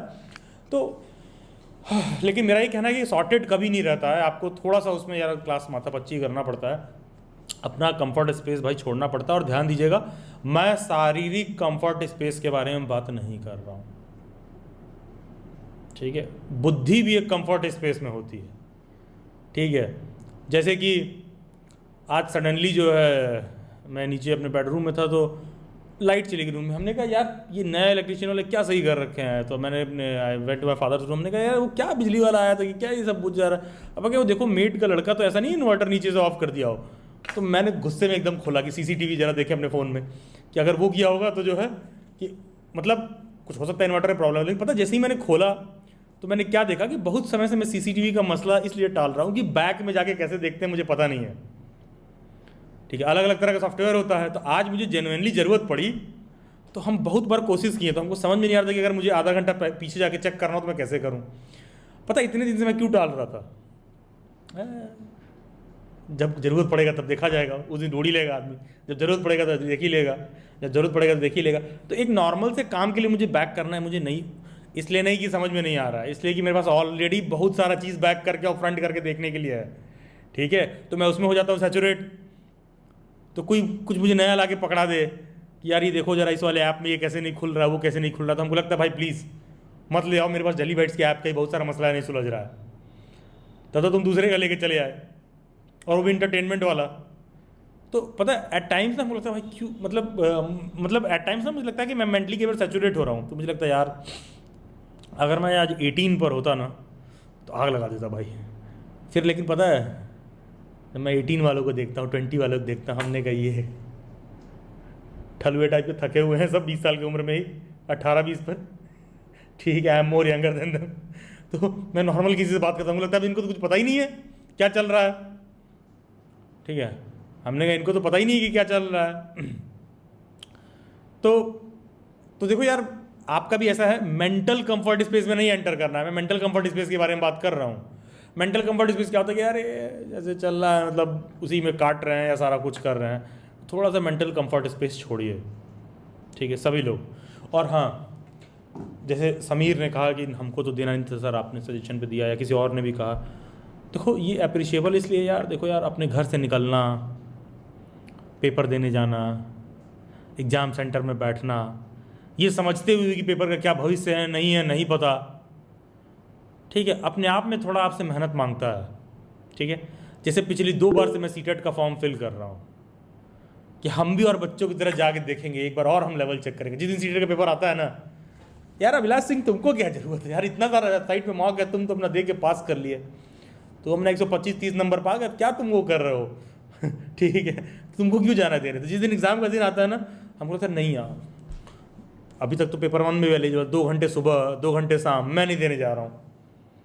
2 बार से इसी तरह टाल रहा था मैं, सीरियसली बता रहा हूँ, क्योंकि वो कंफर्ट स्पेस छोड़ा नहीं जा रहा था। और लास्ट ईयर तो मैंने बीएड वाला ही भर दिया था कि जाके मैं खुद एक्सपीरियंस करूँगा कि कैसा चल रहा है पेपर। तो लास्ट ईयर जब पेपर का ड्यूरेशन पड़ा था तो उसमें बरसात वगैरह हो रही थी, तो बाइक से निकला देने, तब लगा अरे पानी बरस रहा है, और हमारे टाइप के लोग बहुत बेशरम हो चुके हैं। हम लोगों को 75 कबड्डी खेलने के तरीके ही पता है कि मान लो कुछ फ़ोटो नहीं ले गए या कुछ नहीं ले गए, सीधे पहुँच गए एग्ज़ाम सेंटर पर ही, बस बाइक स्टार्ट किए, चप्पल ही पहने निकल गए, हाँ भैया ये रहा एडमिट कार्ड, हमको अंदर आने दो। क्योंकि कोई आगे पीछे कुछ सोचना नहीं, अपना जो करना था उसमें कर ली, बस एक एक्सपीरियंस के लिए कि क्या चल रहा है। क्योंकि देखो यार, मैं आप कितना भी सुन लूँ, कितना भी पेपर देख लूँ, खुद 2 घंटे बैठ जाऊँगा ना तो समझ में आ जाएगा कि रस्टिंग का फार्मूला क्या है, कि वो जो आयरन पर ऑक्सीजन लग रहा है तो वो फार्मूले में कहाँ गया, ठीक है, वो सब समझ में आएगा। दिमाग जो है ना वापस एकदम दौड़ने लगे। कंफर्ट स्पेस मेरा भाई, मेंटल कंफर्ट स्पेस में हम लोग एंटर करते हैं, और मेरे काम का सिंगल सूत्र यही है कि आप कंफर्ट स्पेस में नहीं एंटर कर सकते मेंटली, क्योंकि जैसे ही आप एंटर करना शुरू किए तो एक टाइम के बाद ना आप डीएसिलरेशन वाला मोमेंटम गेन कर लोगे, जो कि नहीं होना चाहिए। चलिए खैर, हाँ ये समीर आप कुछ कह रहे थे। Then welcome to Mariam, then Rubina. हाँ ये समीर।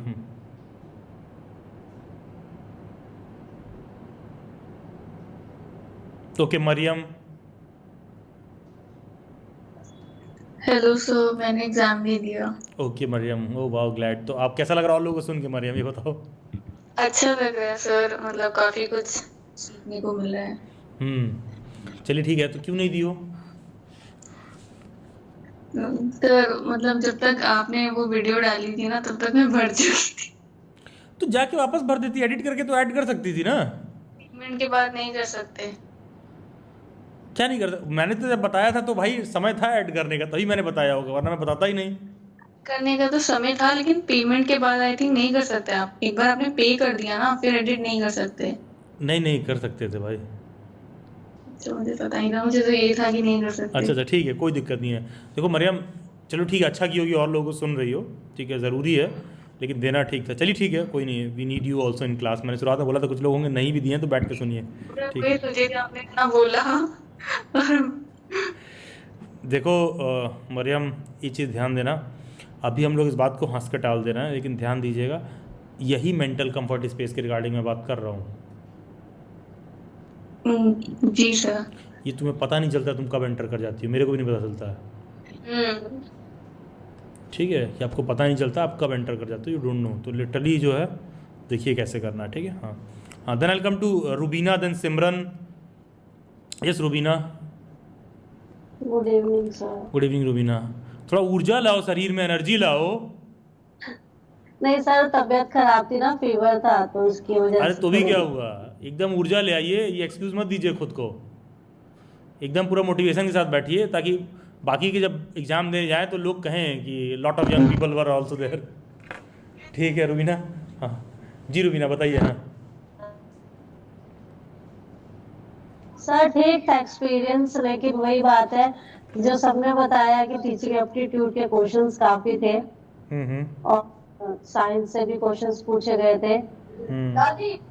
कितना अटेम्प्ट किया रूबीना आपने? सर मेरा 50 था। देखो किसी ने अगर 20 भी अटेम्प्ट कर रखा है तो कोई दिक्कत नहीं है, आप बता सकते हैं, ठीक है। नहीं सर 50 किए हैं।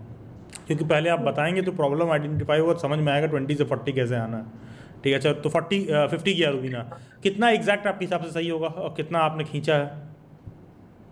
सर टीचिंग एप्टीट्यूड के क्वेश्चंस तो मैं करी हूँ सही से, क्योंकि मैंने उसको अच्छे से पढ़ा था, और क्वेश्चंस में मैंने वही रिस्क लिया था थोड़ा सा,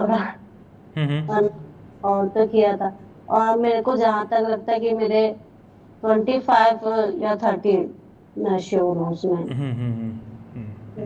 चलिए। मैथ क्वेश्चंस मेरे को नहीं आए थे तो मैंने उसको नहीं मतलब किया, क्योंकि मेरे को तो मैंने सोचा कि नेगेटिव जाएगा तो क्या फायदा, तो मैंने नहीं किया उसको।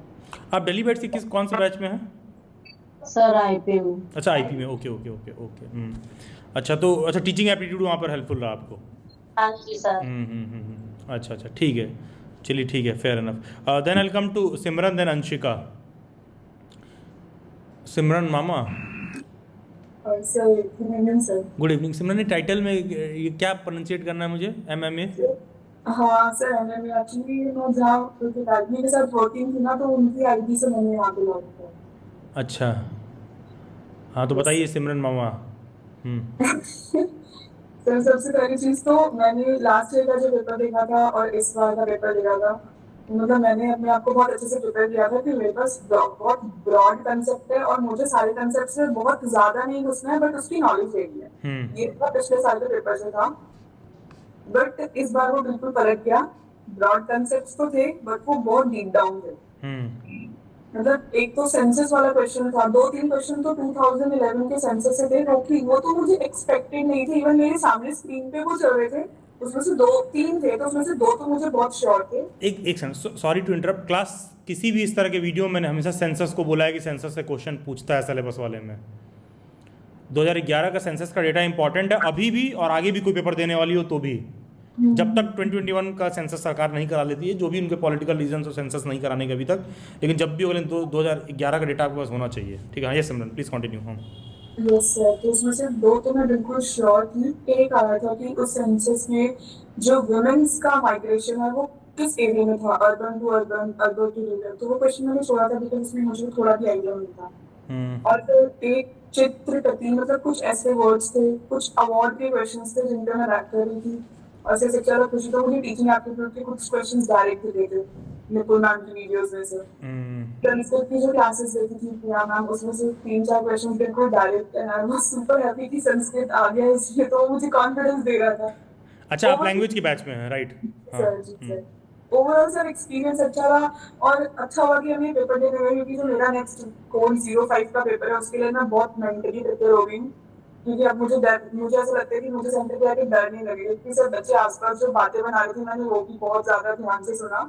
दे वर वेरी श्योर वो एग्जाम देने आए हुए हैं, और ऐसे खड़े होकर सेंटर पे ये चीज बोल रहे हैं कि ये तो बंद होने वाला है, पता नहीं क्यों हम एग्जाम देने आए हैं। तो मेरे को ऐसे खुशी होती थी कि ठीक है, तो अच्छे से एग्जाम होता मैं दे देती हूँ।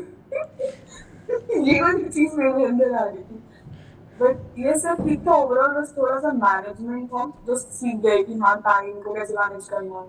एक चीज सिमरन, ये बीच में आपने बोला कि लास्ट ईयर का 03 का पेपर आपने देखा था, इस बार आप मेंटली उस चीज को लेकर प्रिपेयर्ड थी, तो आपका तो लैंग्वेज पेडागोजी है। हाँ सर, तो what was triggering you for 03? आपका तो लैंग्वेज पेडागोजी है, तो आप 03 के लिए क्या था जो आपको मोटिवेट कर रहा था या ट्रिगर कर रहा था कि जो है 03 को लेकर आप इतना रिसर्च करो?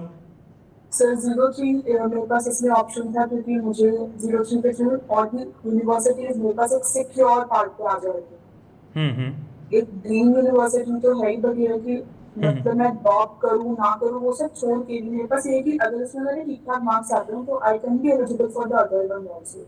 मेरा मेन मोटिव ये था। अच्छा, तो आपको लगा कि खुद से 03 का देखना चाहिए? Yes sir. अच्छा, तो सिमरन कितना अटेम्प्ट की हो? सर मैंने 57 क्वेश्चन अटेम्प्ट किया, इसमें से मैं 52 या 53 पे श्योर हूं, बाकी 4 तो मैंने मिस किए। अच्छा, देखो सिमरन, अच्छी बात है 52 to 54 पे सही हो, लेकिन हाँ वापस फिर हम लोग सेशन करेंगे कोई, तो तुम फिर आना और बाकी के लोग भी रहेंगे। देखिए मिनिमम 10% जब मैं बोला हूँ तो उतना तो स्टैम्प ले लो। Yes sir. उसके बाद और ज़्यादा ही जाएगा, ठीक है? यस अगर हाँ तो अच्छा ये बताइए कि साइंस में कैसे आपने मैनेज किया? आपका क्या बैकग्राउंड रहा है? सर मेरा commerce with mathematics. Commerce with mathematics. अच्छा, 200 नंबर का लैंग्वेज पढ़ रखा है आपने, इंग्लिश या हिंदी? जी सर। क्या पढ़ रखा है आपने? सर ग्रेजुएशन में जो मैंने बीकॉम पास किए तो इसमें मेरे पास इंग्लिश जो है वो टोटल 400 के लिए। अच्छा, तो उस बेसिस आपने फॉर्म फिल कर रखा। अच्छा, ठीक है। अच्छा, तो फिर आपने साइंस कैसे मैनेज किया? सर थोड़े से ट्यूशंस लेते तो वहाँ से मुझे हेल्प मिली होती, आइसोटॉप्स एंड अच्छा एक जो चीज़ आई थी कि सर उसमें कंफ्यूज हुई थी मैं कि अगर टेम्परेचर जो है वाटर का वो इंक्रीज या डिक्रीज होता है, तो उसमें जो ऑक्सीजन की सॉल्युबल की मात्रा होती है वो कितनी होती है, वो क्वेश्चन थोड़ा सा टैकल वाला था।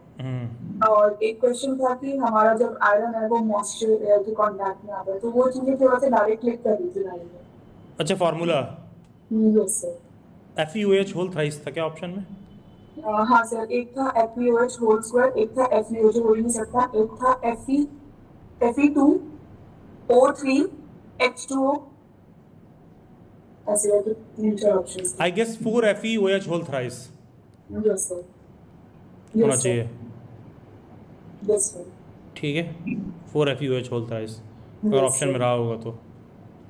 और सर एक चीज जो थी कि ट्रैवलर्स जो थे हाँ, फ्रॉम तुर्की मोरक्को, ये वाला मोरक्को से इब्न बतूता। हाँ सर, ये क्वेश्चन मुझे नहीं आता था, तो मैंने छोड़ दिया। अच्छा, हिस्ट्री वाले ट्रैवलर ठीक किए हो ना भाई? Yes sir. क्या पूछा था ट्रैवलर से अंजुम? सर ये तो मैंने भी ठीक किया है। अच्छा, क्वेश्चन क्या था किसी को याद है? सर पर्सन नेम और वो कहाँ से आए थे वो था। अच्छा, तो क्या था पर्सन का नाम? कोई बता सकता है मुझे? किसी को याद है? एक ही पता है सर मेरे को, तो इब्न बतूता मोरक्को वाला, और वही ऑप्शन में एक तो सही हो गया सर, बाकी सारे अच्छा, वो ऑप्शन में था। नहीं, बाकी का मैंने बहुत लोगों को हिस्ट्री मार्क कराया होगा। ये समीर। हाँ, तो जितने भी आपने मार्क कराए हमने पढ़े हैं लूसेंट में अभी तक, एंशिएंट में या वो कोई सा नहीं था बाकी तीनों में से। लेकिन इब्न बतूता वाला ऐसा था कि वो डायरेक्ट अकेले बता रहा था कि क्वेश्चन क्या है, क्योंकि जिसपे इब्न बतूता सही रहा था वो कहीं वो दे ही नहीं रखा था, तो बस उसे एक इब्न बतूता के ऊपर हो गया। जैसे मैंने कई बार क्लास में कहा है कि ऑप्शन में कई बार होता है एक ही तुमको आता रहेगा और वो बाकी का तुमको देखना नहीं रहता, तुम्हारा काम बन जाएगा उससे पढ़ते समय। चलिए ठीक है। हाँ सिमरन, कुछ और ऐड करना चाहेंगी आप? नहीं सर, ओवरऑल एक्सपीरियंस तो काफी अच्छा था, बट हाँ मेरा हिस्ट्री बहुत लैक कर गया इस पार्ट में, और मैथमेटिक्स में ठीक थी। नहीं, चलिए ठीक है, अच्छा करिए, गुड, वेरी गुड। कोशिश करती रही, अच्छी बात है। लैंग्वेज पेडागोजी से होते हुए भी आप जो है जाके 03 में आपने एफर्ट लगाया, विच इज़ क्वाइट अप्रिशिएबल। ठीक है, अच्छी बात है, गुड, वेरी गुड। आपने मास्टर्स कर रखा है क्या? No sir. तो आप कॉमर्स पेडागोजी से एलिजिबल नहीं है, लेकिन अदर सेंट्रल यूनिवर्सिटीज़ के लिए बिल्कुल आपको देना चाहिए। ठीक है, DU में नहीं एलिजिबल है कॉमर्स पेडागोजी से, ठीक ना? Then I come to Anshika. Yes sir. जी अंशिका, तो कैसा रहा पेपर आपका?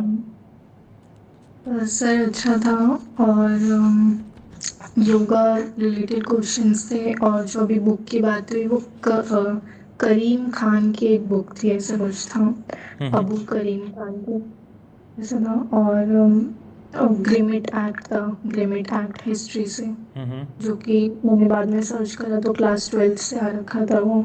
और वो जो अभी इन्होंने बोला कि सेंसस में रूरल टू अर्बन फीमेल की माइग्रेशन कहाँ से हुई थी, अर्बन टू रूरल या रूरल टू रूरल, उसका आई गेस किसी मतलब मोस्टली कुछ परसेंटेज बच्चों को ही आइडिया होगा, क्योंकि वो हमने जब सेंसस पढ़ते हैं तो ये टॉपिक नहीं आते हैं उसमें स्टेट्स वगैरह के आते हैं।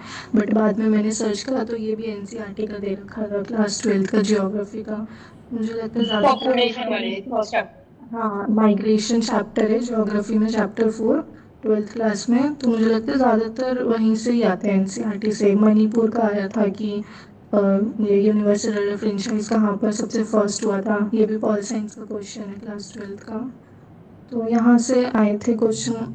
और वो आया था YMI एथीस्ट की बुक किसने लिखी है, एंड एक और था रविंद्रनाथ टैगोर का, एक और कुछ था, लास्ट क्वेश्चन में कुछ एक बुक पोस्ट ऑफिस था।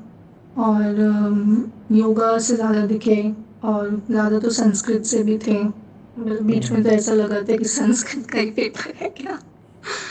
बहुत एक्सट्रीम हो गया था, क्योंकि मतलब मेरे को संस्कृत में वो एक टैग आया था चित्र कौन से बैच में पढ़ना था, चित्रा वाल्मीकि ऐसे कुछ करके था, तो बहुत अजीब ही क्वेश्चन था। कौन से बैच में अंशिका आप डेली बैच पे? 04 लास्ट वाला जो बैच है वो CCB वाले में। हाँ जी, क्लास आती नहीं हो? हाँ मैं क्लास नहीं आती हूँ, बट मैं वो रिकॉर्डेड देखती हूँ। तो तुमको लगा नहीं कभी कि सर उसमें 4 बात सुना रहे हैं? हाँ, मैंने क्लास देखी है, पूरी देखी है, पॉल अच्छा साइंस की, हिस्ट्री अच्छा की। अच्छा हम्म एंड हम्म और भी हम्म थे, मैंने नोट डाउन किया था। वो हम्म था नया नार्स एंड अलवर्स वाला था अच्छा कि अच्छा कौन सा गॉड स्टैचू, मतलब किसको हम्म मानते थे, डिवोटीज थे। हम्म हम्म नया नार्स एंड अलवर्स, एक था अच्छा अच्छा चित्रावहिता करके कुछ था, चित्रावहिता, उनके कुछ दे रखे थे। और एक ध्रुपद, ध्रुपद जो बजाने वाला होता है, ध्रुपद, वो कौन से घराना को बिलोंग करते हैं, कौन सा घराना ये था। घराना, ये हम्म बहुत डीप था। मतलब ऐसे कुछ क्वेश्चंस थे कि थोड़े ऊपर से आ रखे हैं, कुछ क्वेश्चन बिल्कुल ही डीप थे। तो मॉडरेट लेवल था, ठीक था, सही था। ठीक है सिमरन आपने अभी मेंशन किया कि संस्कृत से क्वेश्चन ठीक ठाक थे, तो प्रिया मैम ने जो क्लासेस में आप लोगों को पढ़ा रखा है was that Sanskrit like helpful? Yes, sir. The questions were from there. Kalidas से रिलेटेड था। एक रिलेटेड था कि हमारे जैसे कुछ 4 बुक्स के नेम दिए हुए थे और उसमें बताना था कि कौन सी जो है वो संस्कृत की है और कौन सी नहीं है। 3 से 4 क्वेश्चंस जो थे वो एग्जैक्टली प्रिया मैम ने जो क्लास में रिपीट करवाए थे बार बार वर्ड्स, इस पे ध्यान दे, उसमें से थे। अच्छा हाँ नहीं, मैं समझना चाह रहा था कि मैम ने जो संस्कृत में पढ़ाया उसमें से पेपर में आया है कि नहीं आया। हाँ यस मुस्कान, हाँ आप क्या कह रही हैं उसमें? सर हाँ, मैं उस चीज में ऐड कर रही थी कि हाँ मैंने जो यस प्लीज़, संस्कृत हाँ के हाँ क्वेश्चन दिखे, हम्म। संस्कृत के जो क्वेश्चन दिखे तो मैं तो बहुत एक्साइटेड हो गई, आप क्योंकि लैंग्वेज के बैच में हैं? एक्सपेक्ट, यस सर, हाँ तो तो मुझे एक्सपेक्ट नहीं किया था कि संस्कृत के पूछेंगे। लास्ट ईयर जैसे मैंने पेपर एनालाइज किया था पीवाईक्यू, उसमें नहीं थे, इंग्लिश के ज्यादा थे। तो मैं वही एक्सपेक्ट कर रही थी कि शायद इंग्लिश से भी होंगे, बट इंग्लिश से एक ही क्वेश्चन था जो कि निमोनिक से था।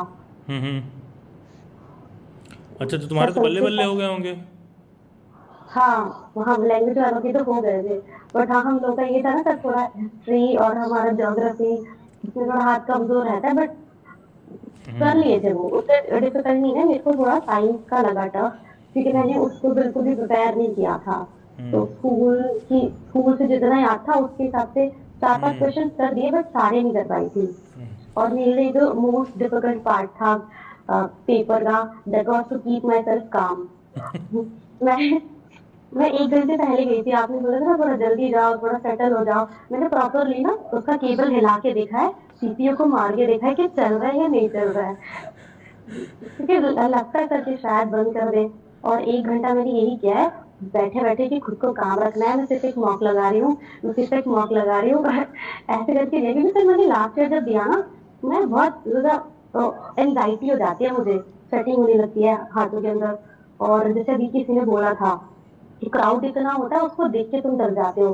तो मैंने तो लास्ट टाइम दिया था तो मैं बहुत ज्यादा डर गई थी, यही देखी कि सिर्फ एक सेंटर पे इतने बच्चे हैं और मैं कैसे करूंगी। तो मैंने इस बार सेकेंड टाइम दिया था तो वो फियर तो मेरा निकल गया, और फेमिलियराइज थी कि कैसे माउस को यूज करना है, क्वेश्चन को कैसे करना है, वो सब हो गया था। और मेरा क्योंकि 03 का था कि मैंने पीवाई को ज्यादा एनालाइज किया कि किस किस टॉपिक से क्वेश्चन पूछ रहा है, मैंने उनको अच्छे से प्रिपेयर किया। मतलब बहुत ज्यादा डेप्थ में जाके नहीं पढ़ा, to be very honest, but जैसे था ना कॉन्स्टिट्यूशन के सोर्सेस थे, आर्टिकल्स थे, मैंने उनको अच्छे से प्रिपेयर किया, तो उससे एक भी क्वेश्चन नहीं आया। तो मुझे बड़ा दुख हुआ उस बात का। और टीचिंग एप्टीट्यूड से सर जितना रिविजन मैम ने हमें कराया है, वो उसके काफी सारे क्वेश्चन हमने लगा दिए। जैसे एवोल्यूशन वाले थे, और कुछ नॉर्मल क्वेश्चन थे, पनिशमेंट का सेंस वाला था एक, बट कुछ कुछ थे जो स्टेटमेंट थे, थोड़ा डीप में जाके थे। तो उससे ही पता चला कि अभी नेक्स्ट वाला जो एग्जाम होने वाला है उसके लिए खुद से थोड़े एफर्ट्स डालने पड़ेंगे। मतलब जितना कराया गया है उसको तो करना ही है, बट खुद से भी थोड़े डालने पड़ेंगे, क्योंकि सिलेक्शन तो चाहिए किसी भी कीमत से, और उसके लिए तो एक्स्ट्रा एफर्ट डालेगा उन्हीं का निकलेगा। और एक चीज मैंने और की, आपने बोला ना इधर उधर के बच्चों से बात नहीं करना बिल्कुल भी। मैंने लास्ट टाइम एक लड़की से बात की थी जो संस्कृत से देने आ रही थी, तो लास्ट टाइम मैं उससे बात करके थोड़ा डर गई थी, क्योंकि मैंने लास्ट टाइम संस्कृत का एक भी अटेम्प्ट नहीं किया था। तो इस बार मैंने किसी से बात ही नहीं की, बस खुद को काम रखा। और 2 शिफ्ट, मतलब मैंने 2 राउंड में किया अपना पेपर। पहले जो आते थे उनको कंप्लीट किया, 45 मिनट्स में वो हो गया था। फिर दूसरा राउंड लगाया, और फिर सभी की जैसे सबने बताया एलिमिनेशन मेथड लगाया, और थोड़ा थोड़ा याद करने की कोशिश की। उसमें फिर मैंने ना एक गलती और की, मैंने आगे 2-4 क्वेश्चन चेक करे, तो मुझे बहुत डाउट लग रहा था और वो मेरे गलत निकल गए, तो मैं बहुत ज्यादा डीमोटिवेटेड फील कर रही थी। फिर मुझे एक चीज याद आई, फायर एंड फॉरगेट, तो मैं फॉरगेट कर दिया। बस वो जो हो गया technique पहला चीज़। और दूसरा चीज़, एक चीज़ और, जैसे आपने कहा कि लास्ट के स्टूडेंट से मैंने बात किया, देखो यार हम कह रहे हैं रिस्क वहाँ लो जहाँ ज़रूरत हो। हम कह रहे हैं क्यों किसी से लेना देना, वहाँ पेपर जा रहे हैं देने जा रहे हैं। 5 मिनट में कुछ ऐसा बोल देगा मूड ख़राब हो जाएगा, कुछ ऐसा बोल देगा मोटिवेशन, भाई कुछ नहीं चाहिए, शांति से बैठे हुए हैं, हमको देने दो अपना पेपर, हम दे के यहाँ से निकले, ठीक है, जितना जल्दी हो सके। और हाँ मुस्कान, मैंने चाहे कहा था थोड़ा पहले पहुंचने के लिए, इतना पहले मैं नहीं पहुंचता हूँ। मैं तो यूजुअली 5 मिनट पहले ही पहुंचता हूँ 90% ऑफ द एग्जाम्स में, 10 मिनट पहले, क्योंकि अगर मैं बहुत पहले पहुंच गया तो मैं सारा एक्सप्लोर कर लेता हूँ। वो कौन से कॉलोनी में सेंटर पड़ा है, कहाँ समोसे की दुकान है। एग्जाम से निकलेंगे तो आप भैया यहाँ से यूजुअली रिक्शे का कितना लगता है भैया, वैसे तो 20 रुपये लगता है। अब एग्जाम से निकले रिक्शा वाला भैया 50, अरे रोज़ हम जाते हैं यहाँ से 20 रुपये में पड़ता है, 30 देंगे। तो बैठ के ये सब कर रहे हैं। इतना भी पहले पहुँचना नहीं, मतलब बहुत उचित नहीं रहता है, लेकिन अच्छी बात है। दूर था काफी, तो हाँ नहीं, लेकिन पहली अच्छी बात है, दूर रहे तो जल्दी पहुंची, क्योंकि देखो पता है एग्जाम सेंटर से बड़ा दिक्कत है। एग्जाम सेंटर करीब पड़ता है तो आप लेट पहुंचते हो, ठीक है, और जब दूर रहता है तो आप जल्दी पहुंचते हो। मतलब जो भी साइकोलॉजी जैसे भी हो, this is how it works. And चलिए ठीक है, अच्छी बात है। और हाँ मुस्कान, देखो इस तरह एंग्जाइटी फियर नहीं होना चाहिए। देखो इससे निकलने का एक ही उपाय है, इतना सारा पेपर ऊपर जाके देख लो ना, देखे इतने दिनों में ही 5, 7, 6, 10 एग्जाम जाके दे लो, बवाली ख़त्म। इतना बार जाके दे लो, कंप्यूटर पकड़ लो कि पसीना खुद ही सूख जाए, क्या भाई इससे ज़्यादा नहीं हो पाएगा हमसे, ठीक है। तो इस बार सारे भरे, सारे दूंगी, बस बस सारा बस क्लियर। बस फाइनल जब पेपर आते आते तुमको सिलेक्शन हो ना हो, तुम्हें लगेगा सब प्रभु की माया है।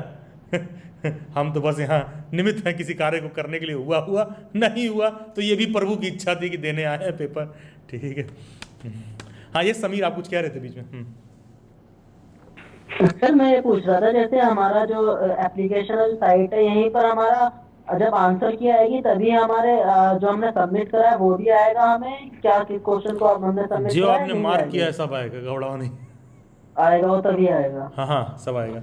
देखो कभी कभी ये लोग बदमाशी करते हैं कि पेपर दे देते हैं, आंसर की अलग दे देते हैं, लेकिन देंगे, ये जरूर देंगे, क्योंकि इसमें बवाल होता है हर साल। तो फिर ये देंगे कि आपने क्या अटेम्प्ट किया है क्या नहीं किया, और तुमको देख के लगेगा यार कुछ तो इसमें आंसर की में गलत आया, मैंने ये नहीं मार्क कर रखा था वहाँ पर, ठीक है। ये भी आपको देख होता के है सर, ये लगेगा। मॉक में भी होता है, ये तो सर मॉक में भी होता है। हाँ। करने के बाद कई बार पता है सर ऐसा होता है कि जैसे मॉक कर दिया, यार मैंने ही मार्क नहीं करा, मैं तो मार्क ये करने वाला हूँ, फिर ज्यादा ध्यान दो करते नहीं, मैंने यही करा था, मैं कंफ्यूज था कि ये करूँ और मैंने फिर ये कर दिया था, लेकिन ये करना था ऐसे करके। अच्छा सर आपको पता है आज मैं एक महान आत्मा से मिला, उनको पॉलिटिकल साइंस ऑनर्स से डीओ में एडमिशन लेना था, क्योंकि 03 और 4 भरा ही नहीं है। अब मुझे सॉल्यूशन बताने के लिए कहा गया, मैंने कहा इस साल कोई सॉल्यूशन नहीं है। चलिए ठीक है, देखो ऐसे ही महान आत्माओं से मैं कहता हूँ, अब सोचो एग्जाम में तुमको 2-4 ऐसे अगल बगल मिल जाए, तुम्हें लगेगा अबे, तो तुम अंधों में कान्हा राजा महसूस करोगे, तुम्हें लगेगा ये सब बहुत बेवकूफ़ है। अच्छी बात नहीं है, उनका अच्छा बुरा दोनों नहीं जानना है हमको, ठीक है ना। हमारे लिए उससे मोटिवेशन अच्छा ना डिमोटिवेशन अच्छा। आज तो सर मैं जानने की कोशिश कर रहा था, जैसे आपने बताया ना कि कोई मूड खराब कर देगा, मैं इस तरह से था कि आज थोड़ा सा अगर खराब भी हो तो अगले वाले में मुझे सेटल कर सकूं कि क्या मुझे नहीं करना है, क्या गड़बड़ नहीं करनी है। सर आज लिटरली मैं ये सोच रहा था कि यार हो एक बार अगर बंद भी हो जाए, शुरू के 10 मिनट में बंद हो जाए, कोई बात नहीं, देख लेंगे, कम से कम पता लग जाएगा कि वहीं से शुरू होगा या दोबारा से शुरू होगा, टाइमर रुकेगा या नहीं रुकेगा। बंद नहीं हुआ लेकिन नहीं, देखो भाई कॉशियस रहना चाहिए। देखो क्या होता है ना यार, इस तरह के इत्तेफाक कभी कभी किसी के साथ होते हैं, जब होते हैं तो बहुत डिजास्टर्स होता है। जो बात हम लोग अमूमन नहीं बंद होगा, लेकिन अगर 1% में भी हो गया ना, उसमें कोई भी हो सकता है, ठीक है। और कभी ऐसा हुआ तो पैनिक नहीं करना है, ऐसा पहले से सुने रहते हो तो टेंशन कम होता है, ठीक है, तो हमारा नेचुरल परफॉर्मेंस ख़राब नहीं होता है। चलिए खैर, मुझे अच्छी बात ये लगी कि जो भी लैंग्वेज के स्टूडेंट्स भी हैं उन्होंने पेपर को दे रखा है, और मोर और लेस लैंग्वेज की क्लास भी किसी न तो किसी हद तक आप लोगों को उसमें यूज़फुल रहा। क्योंकि देखो यार, मैं यही कहता हूँ ना, किसी सब्जेक्ट को कहीं पर पढ़े हुए हो तो कोई ज़रूरी नहीं कि तुमको वो उसी एग्ज़ाम में काम आने वाला हो सकता है किसी और में काम आए, ठीक है। जैसे मान लो तुम संस्कृत वहाँ पढ़े, अब हमसे कोई बच्चा ऐसे ओपन मीट में इस सेशन के बाद भी और पहले भी पूछे कि क्या सर COQP 03 के लिए संस्कृत पढ़ना जरूरी है, हम उसको कहेंगे नहीं मत पढ़ो, अगर वो लैंग्वेज बैकग्राउंड का नहीं है तो। तुम खुद सोचो ना, मैं क्यों किसी को कहूँगा जाके संस्कृत में माथा मारो। जो सब्जेक्ट ऑलरेडी सुलझे हुए हैं तुम्हारे पास उसको सुलझाओ, जाके टीचिंग एप्टीट्यूड सुलझाओ, मैथ सुलझाओ, ठीक है। लैंग्वेज वाला बच्चा तो इसलिए कर रहा है भैया, उसका तो 25 क्वेश्चन संस्कृत का आने का है 05 में, तो उसको तो पढ़ना ही है। लेकिन मैं अभी भी लेट से कल को मैं 03 के किसी बच्चे से बात करूँ, कहे संस्कृत कहाँ से पढ़ेंगे, तो पता है ये बहुत ही एब्सर्ड बात है कि तुम जिंदगी भर संस्कृत नहीं पढ़े, तो अब तुमको 10 क्लास बहुत फोकस होकर संस्कृत का अटेम्प्ट करना पड़ेगा। और पता चला कि जो है वहाँ पेपर देने गए अगले साल, पता चला जिस बैंक में पैसा जमा कर रहे थे बैंक के डिफॉल्ट कर दी, कि बैंक का दिवालिया निकल गया। क्यों? क्योंकि कल संस्कृत का क्वेश्चन ही नहीं आया। ठीक है, तो ऐसा भी हो सकता है। तो यू नेवर नो कि क्या होगा क्या नहीं होगा। ठीक है, आदमी कभी ये नहीं सोचता कि अच्छा बैंक की भी बैंड बज सकती है। ठीक है, तो क्योंकि देखो भाई कभी कभी ऐसा होता है कि जैसे इकॉनमी में जैसे देखो क्या होता है, गरीब आदमी हो, बैंक से उधार लिए हो, तो बैंक वाले तुम्हारी बैंड बजाते हैं, लोन का पैसा नहीं दियो। और अमीर आदमी हो, इतने बड़े आदमी बनो कि बैंक से ऐसा लोन लो कि बैंक की बैंड बजी रहे कि अगर तुम लेके भाग गए तो बैंक की बच जाएगी। ठीक है, जैसे आपने विजय माल्या को देख लो, मैं इन लोगों को बहुत अप्रिशिएट करता हूँ इस मसले में। इस हिसाब से बैंक से पैसा ले हो कि बैंक की फटी रहे, कि भाई कहीं जाना नहीं, तुम यहीं रहना। हम दोनों जानते हैं एक दूसरे को। और गरीब आदमी लेगा बैंक वाले, बेटा कहाँ जाओगे भाग के, तुम्हारी चार पुश्तें ही रहती हैं, देख लेंगे। ठीक है, तो धमकी का वो चेंज हो जाता है। चलिए खैर, किसी और को कुछ फीडबैक वगैरह शेयर करना है? सबका मैंने नाम नहीं लिया, कुछ स्टूडेंट्स रह गए, कोई शेयर करना चाहता है तो just raise your hand and please come forward. Delhi batch के स्टूडेंट हैं, अगर आपकी कुछ शेयर करने की इच्छा है तो इतना अब तक आप सीख गए होंगे कि हैंड रेज करके आगे हैं। Yes Jyoti, yes please, glad to see you. Yes Muskan, yes Jyoti. हाँ, good evening sir. Good evening all.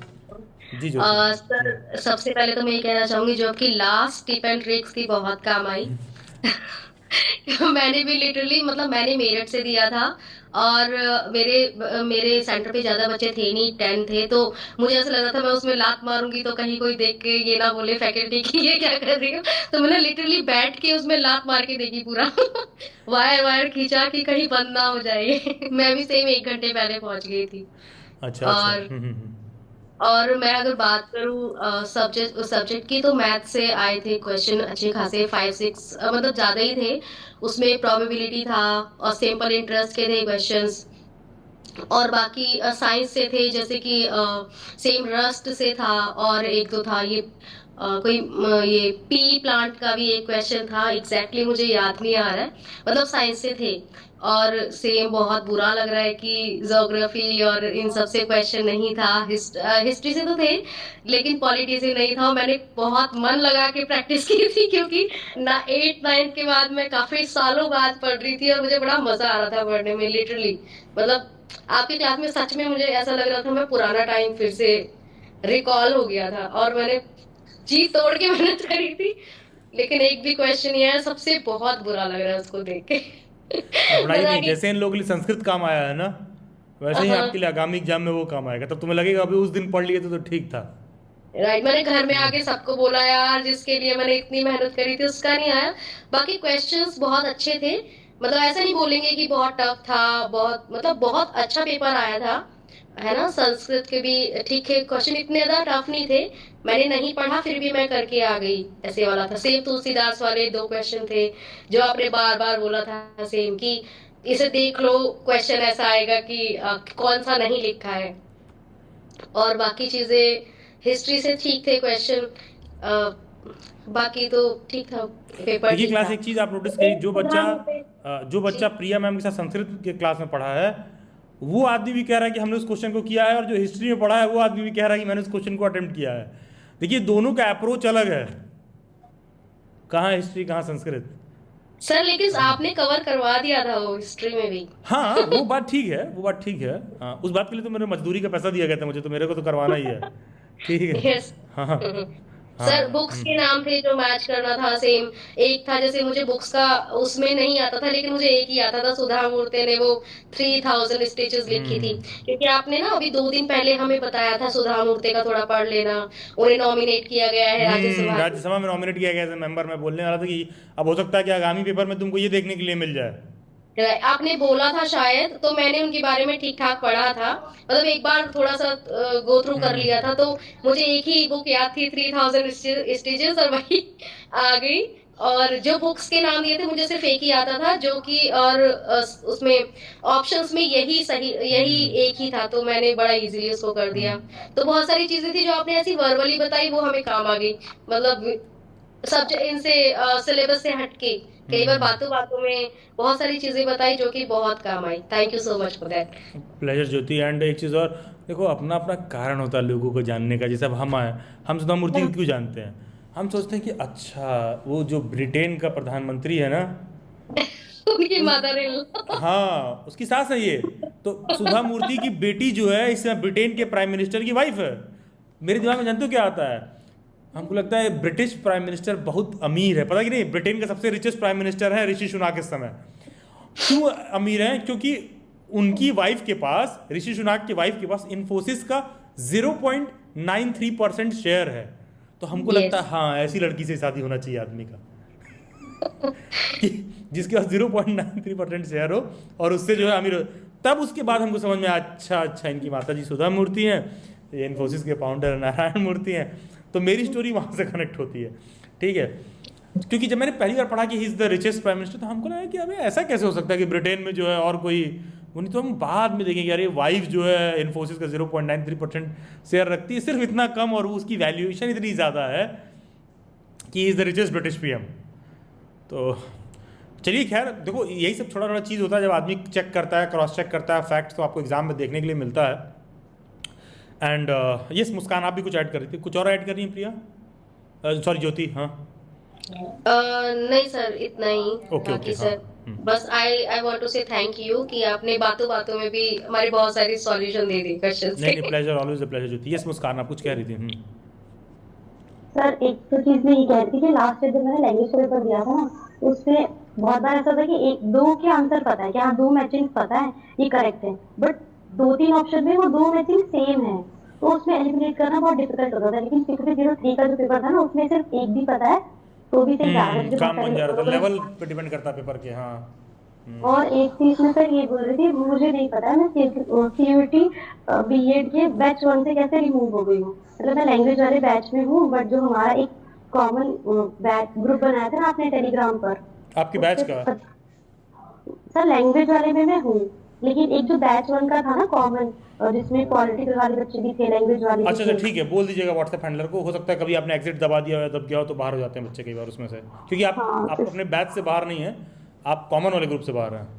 हाँ तो मुझे लिंक मिला था। क्वाइट स्ट्रेंज, कॉमन वाले। तो आपको लिंक कहाँ मिला फिर? सर फरहा से, तो उसने बताया मुझे। अच्छा अच्छा अच्छा चलिए ठीक है, अच्छा कि मेरे नॉलेज में ला दी हैं। और आप बोल देती व्हाट्सएप हैंडलर से मैं उसमें हूँ और उसमें नहीं हूँ तो वो ऐड कर देंगी, ठीक है? Okay thank you sir. ठीक है, थैंक यू मुस्कान। तो देखिए क्लास, देखो जैसे कोई कह रहा था कि कोई चीज़ वो संस्कृत में सीखा है, कोई चीज़ यहाँ सीखा, कोई पॉलिटी पढ़ा, कोई हिस्ट्री सीखा। देखो यार कुछ पेपर ऐसे होते हैं बहुत ही रैंडम चीज़ें पूछता है, जैसे COQP03 is one of the best example. तो COQP03 में ना देखोगे तुम बाकी के पेपर्स के तुलना में कट ऑफ भी कम जाएगा, ठीक है? ज़्यादा चांसेस रहेंगे सेलेक्ट होने की। लेट से कि 50-50 तक भी सही बैठ रहा है, 48-47 तक भी सही बैठ रहा है, तो भी आपकी गाड़ी खिसक जाएगी।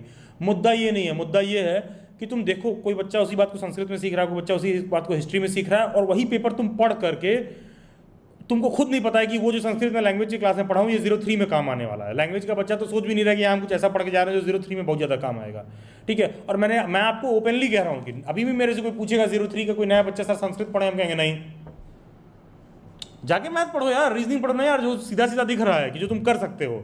ये तो लैंग्वेज वाले बच्चे का तो जरूरत और मजबूरी दोनों है, क्योंकि तुम फ्रेश संस्कृत नहीं पढ़ सकते हो जो बचपन से यहाँ तक नहीं पढ़ो, जब तक तुमको 20-25 क्वेश्चन का एकदम ना लगे कि मेरे लैंग्वेज में आने ही वाला है। जानते हो आप अपने लाइफ में ना जब 4-5-6 पेपर दोगे ना तो तुम्हारे साथ ऐसा ही होगा। क्या चीज़ होगा कि 4 क्वेश्चन तुम यहाँ इस एग्ज़ाम की तैयारी किए, 4 क्वेश्चन वहाँ सीखे, अगले का तो ये 4 क्वेश्चन वहाँ सीखे, अगले का किए 4 क्वेश्चन वहाँ सीखे। जैसे कोई IP के बैच का था अभी, वो कहने लगा हम टीचिंग एप्टीट्यूड अच्छे से किए हैं। हाँ तो उसके बैच में टीचिंग एप्टीट्यूड और तरीके से कराया जाता है, ठीक है? उसके बैच में टीचिंग एप्टीट्यूड और तरीके से कराया जाता है। अब अगर मैं जैसे मान लो मैं सेक्शन जो 04 वाले हैं तो उनको मैं डायरेक्ट टीचिंग एप्टीट्यूड पढ़ाता ही नहीं हूँ, क्योंकि वो पार्ट ऑफ टॉपिक नहीं है, लेकिन आ सकता है, कभी भी आ सकता है। तो कभी मान लो कोई चीज़ तुम दूसरे सब्जेक्ट के लिए पढ़े हो, वो काम तुमको दूसरे सब्जेक्ट में आएगा। जैसे मान लो कोई जामिया के बैच में हो, तो जामिया वाले में मैथ बहुत लगाना पड़ता है, ठीक है? मैथ की क्लास चलती है तो उसको मैथ वाले में अपर एज मिल जाएगा। तो पता है यही होता है जब 2-3 तरह का पेपर देते हो, 2-3 तरह के एग्जाम में अपीयर करते हो, तो एक ऐसा फाइनल एग्जाम आता है जिसमें अब तुम जो है तुम 75 बार घिसे जा चुके हो। अब तुमको लगता है भाई इस वाले में कुछ करेंगे तो गाड़ी खिसक जाएगी। और एक बहुत अच्छी बात थी, जैसे किसी ने बोला कि सर एक कॉलेज होता है ड्रीम कॉलेज की, हमको इसमें जाना है, ठीक है। ड्रीम कॉलेज मतलब क्या कि as a part of target रहता है कि भाई हमको उसमें जाना है, लेकिन इसमें कोई बहुत एडजस्ट करने वाली बात भी नहीं कि इसमें नहीं जाना है तो तुमको कहीं और जाना पड़ रहा है, इसमें जाना पड़ रहा है, उसमें जाना पड़ रहा है। और आज जली बैठी यूट्यूब पर एक पॉडकास्ट टाइप का भी डाला गया जिसमें मैंने एक्सप्लेन किया, भाई ये जो तमाम लोग कह रहे हैं ये बंद हो जाएगा, वो बंद हो जाएगा, अबे बंद हो जाएगा तो तुम्हारे लिए अपॉर्चुनिटी है ना, जितना जल्दी कर लो। तुम्हारी डिग्री थोड़ी ना बंद हो जाएगी, तुमको जो डिग्री मिल जाएगा बीएड का वो तो वैलिड है, ताउम्र वैलिड रहेगी वो, ठीक है, ताउम्र वैलिड रहेगी, तो तुम्हारे लिए अपॉर्चुनिटी है। उसमें मैं देख रहा था, बाद में मैं ये पॉइंट कवर करना भूल गया कि जिनको इधर करना है वो जल्दी कर लीजिए, आपके पास अपॉर्चुनिटी है, ठीक है। डिग्री तो आपको तब भी वैलिड रहेगी, बस गवर्नमेंट ने कहा है भाई 2030 के बाद 2 साल वाला बीएड का प्रोग्राम नहीं होगा, इसका मतलब कि बीएड की डिग्री नहीं होगी, मतलब 12th के बाद वाला वो होगा, मतलब ये थोड़ी है कि जो कर लिया है वो नॉट वैलिड हो जाएगा। लेकिन यार देखो आपकी भी गलती नहीं है, मतलब ठीक है भाई, बच्चा एक आम बच्चा सीखे भी तो कहाँ से सीखे, ठीक है। जैसे मान लो हम ही हैं, हमको अंबानी जैसा अमीर बनना हो तो मेरे लिए सबसे बेस्ट तरीका क्या होगा कि हम अंबानी घर में रहते हों और उसके साथ दिन भर बैठ के सीख लें। हाँ, क्योंकि भाई मछली के बच्चे को तैरना थोड़ी नहीं सिखाना होता है, तो जरूरी नहीं तुम अंबानी का बेटा बन के ही अंबानी बनोगे। अरे अंबानी है तो एक नया अडानी भी पैदा हो गया, कल कोई और पैदा हो जाएगा उतना ही अमीर, ठीक है। मैं क्या कह रहा हूँ, तुम ऐसे लोगों के बगल में रहते हो तो तुम्हारा नॉलेज और वो सारा चीज़ कंक्रीट लेवल बहुत बढ़ता है, तो बच्चे के भी कोई दिक्कत नहीं है। 90% बच्चे बहुत आम फैमिली में पैदा हुए हैं, बहुत वही आम सी बातें चल रही हैं, बचपन से सिक्योर्ड जॉब सुन के पक गया है वो, ठीक है। वो ज़िंदगी में जो है 2 रुपये दे के भी रिस्क नहीं ले पाता है, इतना तक अनसिक्योर्ड हो गया है, सिक्योर्ड बोलते हुए उसका पूरा लाइफ ही अनसिक्योर्ड हो गया है, ये सिचुएशन हो जाती है। अब वो क्या देखता है यूट्यूब पर, उसका क्या पैमाना है, किसी का 1 मिलियन सब्सक्राइबर है, वो भाई सब क्या किए हैं, पैनल ऑन कर लिए हैं। दोस्तों जैसा आप देख पाओगे, ये देखिए इस अखबार में आज हिंदुस्तान टाइम के निकला था, यहाँ देखिए लिखा हुआ है कि आने वाले समय में बीएड के विद्यार्थियों को बहुत ही दिक्कत होने वाला है, ये है। अब तुमको क्या सही लग रहा है, हाँ भाई हाँ 5 लाख का पैनल लगवाए होंगे, 1 मिलियन सब्सक्राइबर है। अब वो अपनी बात को कैसे सब्सटेंशिएट कर रहे हैं, उन्होंने हिंदुस्तान टाइम्स का न्यूज़पेपर खोल लिया है। अबे कोई ठिकाना नहीं होता भाई ऐसे आर्टिकल से, कोई मतलब ही नहीं होता। न्यूज़पेपर वाले ऐसे आर्टिकल तुम न्यूज़ खोल के देख लो, तुमको हर दूसरे दिन यही बकवास मिलेगा, कुछ ना कुछ इस तरह का। 2015 से चल रहा, बीएड 4 साल का हो जाएगा, तो बीएड 4 साल का हो जाएगा तो सब टेंशन में क्यों आ रहा है पता है। अबे 12th के बच्चे को बोलो कि बीएड 4 साल का आ जाएगा तो कहाँ बात का टेंशन, 3 साल का तो ग्रेजुएशन कर ही रहा है वो, 1 साल बीएड कर लेगा।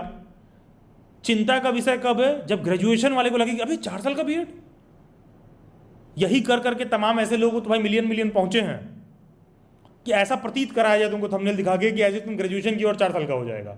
अब तुमको क्या प्रतीत किया कराया जा रहा है, ओ 2024 में कर लिया ना, अब कल तो जॉब के लिए वैलिड नहीं। एक तो पहले जॉब कहाँ आ रही है, पहले तो ये बताओ कि इतना सारा वैलिडिटी नॉट वैलिडिटी पे तुम बात कर रहे हो, पहले तो इस पर दिमाग मत लगाओ बहुत ज़्यादा। दूसरा चीज़, कोई बीए बीएड करके आया है और कोई ग्रेजुएशन के बाद बीएड किया है, दोनों में कितना फ़र्क है ये तो भैया एनसीटी वाले बता पाएंगे, ठीक है, ये एनसीटी वाले बता पाएंगे। क्योंकि ग्रेजुएशन और बीएड करके आ रहा है, कोई मान लो कोई बीए बीएड इंटीग्रेटेड करके आया 4 साल वाला, कोई 3 साल का ग्रेजुएशन किया, 2 साल का बीएड किया, दोनों के नॉलेज में कितना फ़र्क है ये भाई एनसीटी वाले बता पाएंगे, उन्हीं के समझ में बात आ पाएगी, ठीक है।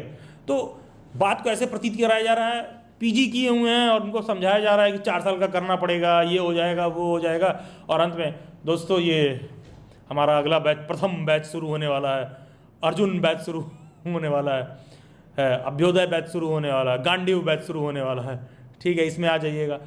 देखिए ऐसा नहीं है कि उस प्रोफेशन में मैं नहीं हूँ, लेकिन मैं इतना झूठ झड़ाका बोल के नहीं करता हूँ, मेरे को भाई क्लियर है, भाई तुमको समझ में आता है, ठीक है, नहीं समझ में आता है 2 बात सुन जाओगे मत आओ, ठीक है, सिंपल सा लॉजिक है। क्यों, इससे पहले कि तुम्हारा पेपर में कटे और तुम बहुत ज़्यादा डिसअपॉइंट हो। लेकिन पता है बच्चे को ये भी नहीं पता चलता कि कटा कहाँ है उसका, वो बार बार वहीं जाता है। जैसे छोटे बच्चे को किसी चीज़ के लिए मना करो ना कि ये काम नहीं करना है, वो बार बार घूम के वहीं जाएगा, बार बार घूम के वहीं जाएगा। ऐसे ही आपके लोगों का अप्रोच होता है। बहुत कम लोग होते हैं जो कहने से बात समझ जाए कि भैया वो 4-6 एग्ज़ाम देना हो, उसके लिए 4-6 बार प्रिपेयर करना। जब एग्ज़ाम के नाम पर आप रेगुलर क्लास करते हो, बैठते हो, तो बहुत तरह का फोकस भी जनरेट होता है आप में। आप देखिए ना, पिछले दिनों जितना दिन आपका क्लास चलता रहा होगा, आप ज़्यादा ऑर्गेनाइज तरीके से बैठते हो, भाई 9 बजे क्लास चलना ही चलना। उसके बाद तुमको जब लगता है कि हमको फ्री टाइम मिलेगा तो हम पढ़ेंगे, अब खुद से झूठ बोल रहे होते हो। जब तुम्हारा क्लास चल रहा होता है तो तुम देखोगे कि तुम ज़्यादा ऑर्गेनाइज तरीके से बैठ रहे थे और 3 घंटे निकल भी जा रहे थे पढ़ने के लिए।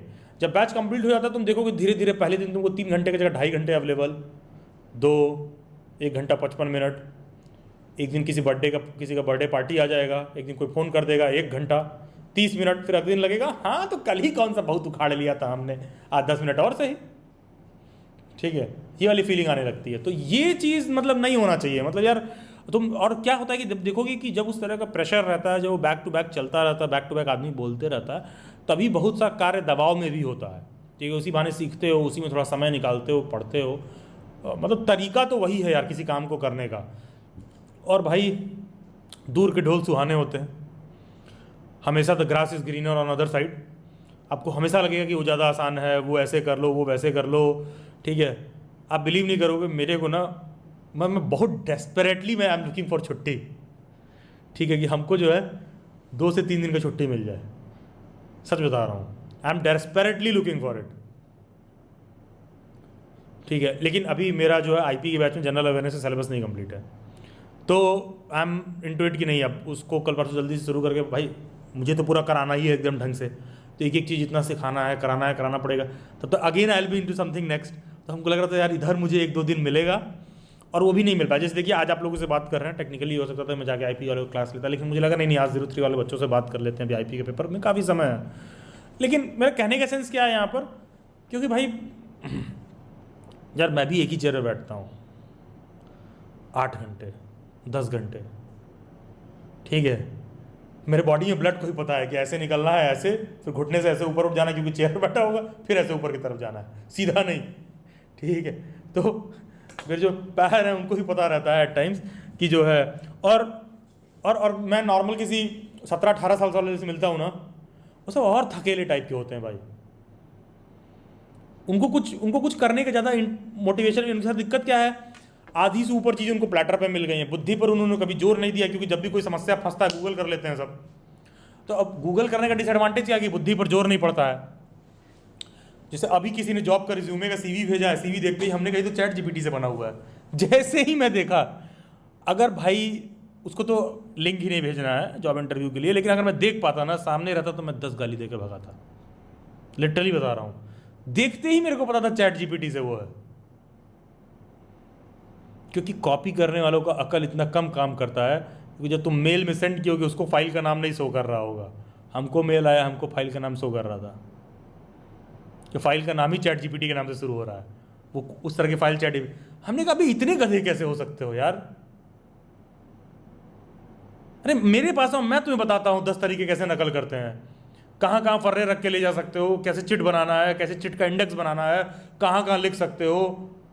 क्लास में जाके पहले ही इवैल्यूएट कर लो कि माइके का बोर्ड है तो पेंसिल से लिख लो, उस पर एडमिट कार्ड पर लिख लो, हम तुमको बताएंगे कहाँ कहाँ तुम नकल कर सकते हो। एग्जामिनर की एकदम नाक के नीचे करो, नहीं पकड़े जाओगे।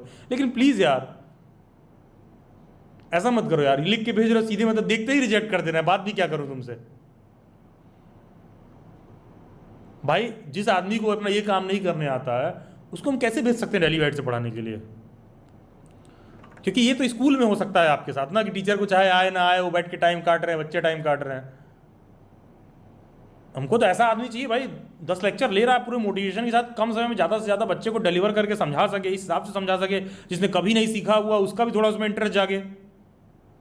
अरे भाई एकेडमिक की तरह तो तुम पढ़ ही नहीं पाओगे कि साल भर हम तुमको पढ़ाएं, उतना तो आप पढ़ ही नहीं पाओगे।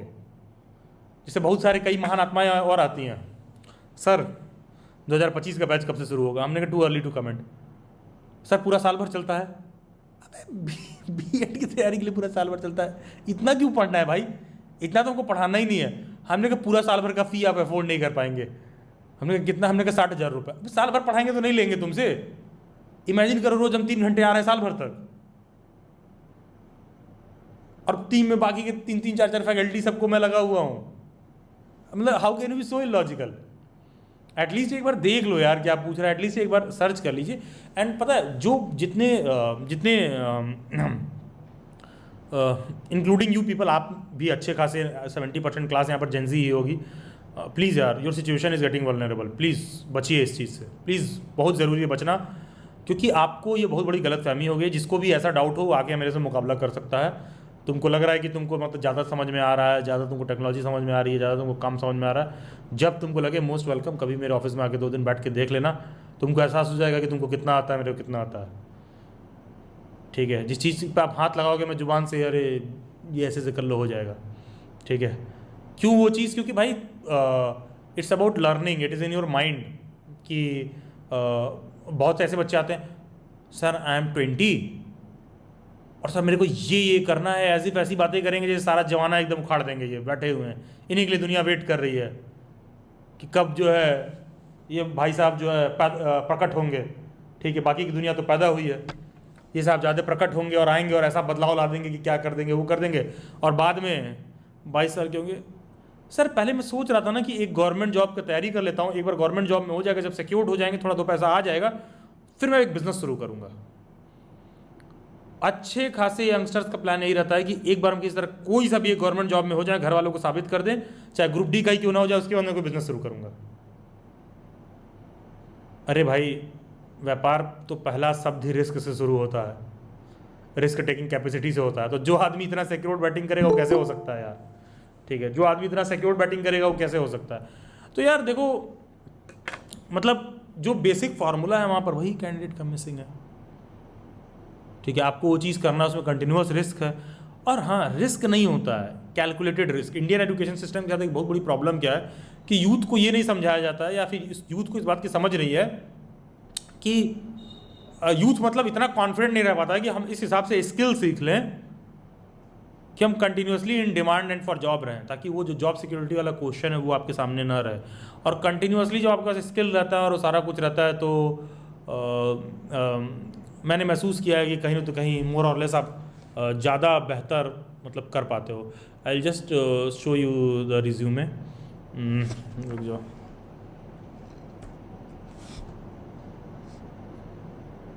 देखो मैं इस हिसाब से फाइल दिखाऊंगा कि बाकी का डिटेल आपको ना दिखे। अगर किसी ने मेरे को स्क्रीन पर पिन कर रखा है तो 1 सेकंड के लिए आप हटा लीजिएगा। ये देखो तुम्हारा स्क्रीन पर, ये इनका रिज्यूमे है। फाइल का नाम देखो,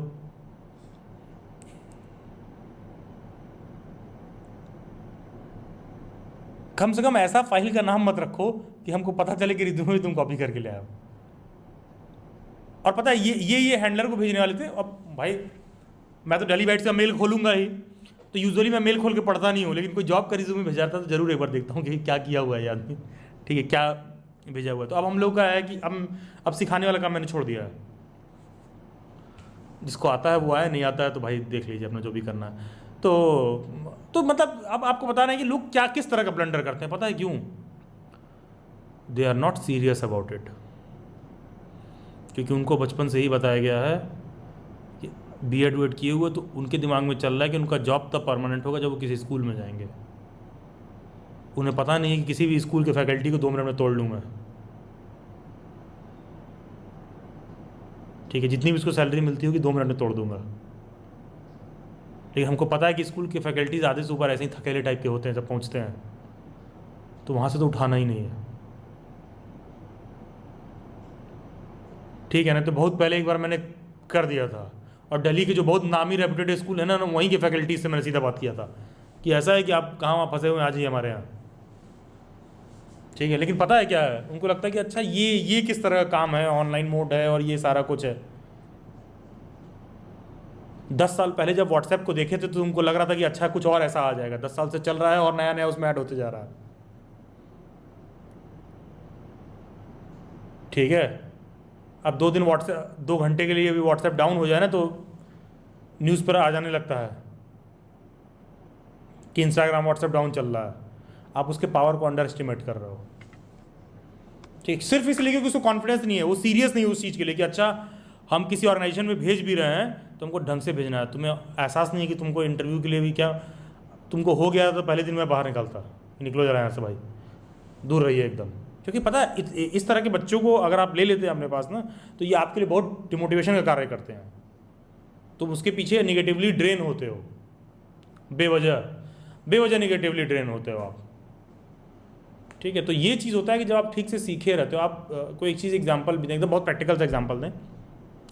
कुछ ऐसे लोग हैं जो डेली बाइट्स में काम करते हैं, तो जो बहुत पहले काम करते थे उन्होंने सारा काम यहाँ सीखा और बहुत उसमें वेल वर्स्ड है, और बाद में उनकी गवर्नमेंट जॉब लग गई। तो उनको डेली बाइट्स से काम इतना तगड़े से आता है ना कि उनका 2 घंटा भी पर्याप्त होता है।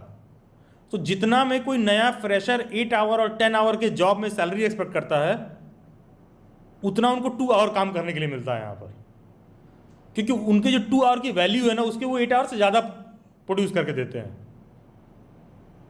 ठीक है, उसके वो 8 आवर ज़्यादा प्रोड्यूस करके देते हैं। और ये जो 8 आवर काम कर रहा है उसको मैं बात समझा नहीं पाऊंगा, उसको मैं बोलूँगा तो कि अभी तुम्हारे घंटे की वैल्यू कम है, तो उसको समझ में नहीं आएगा उस घंटे की वैल्यू कम कैसे है।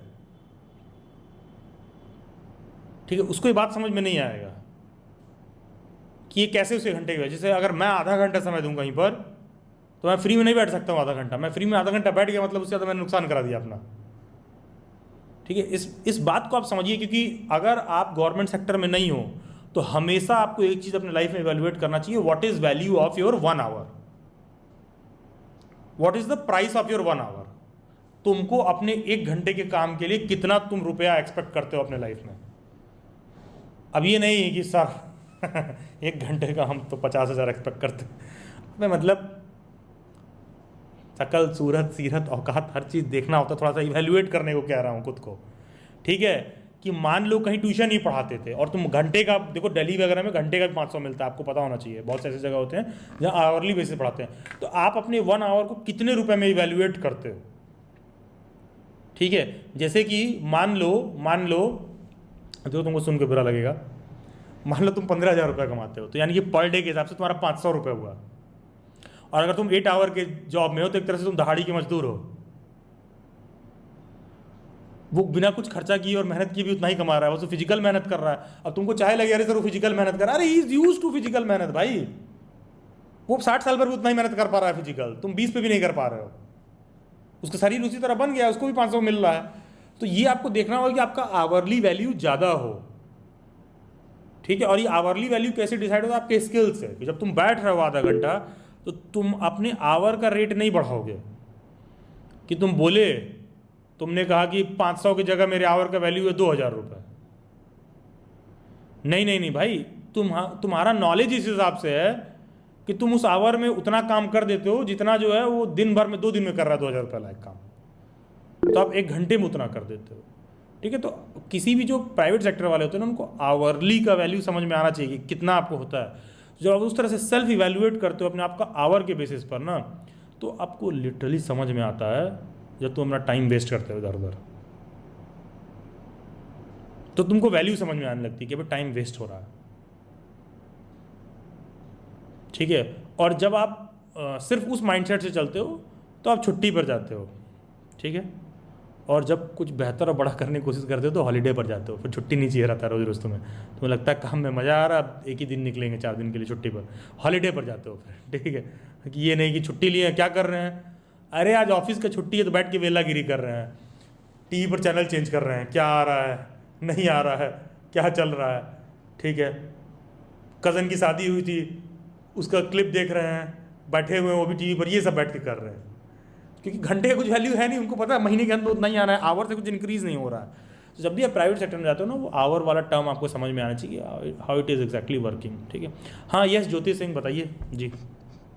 सर आपके आवर से मुझे एक क्वेश्चन याद आ गया जो कि आज आया था कि सेइंग जो आप बोल रहे हैं उसमें उसी से मुझे रिलेटेड याद आया कि what is the main worker.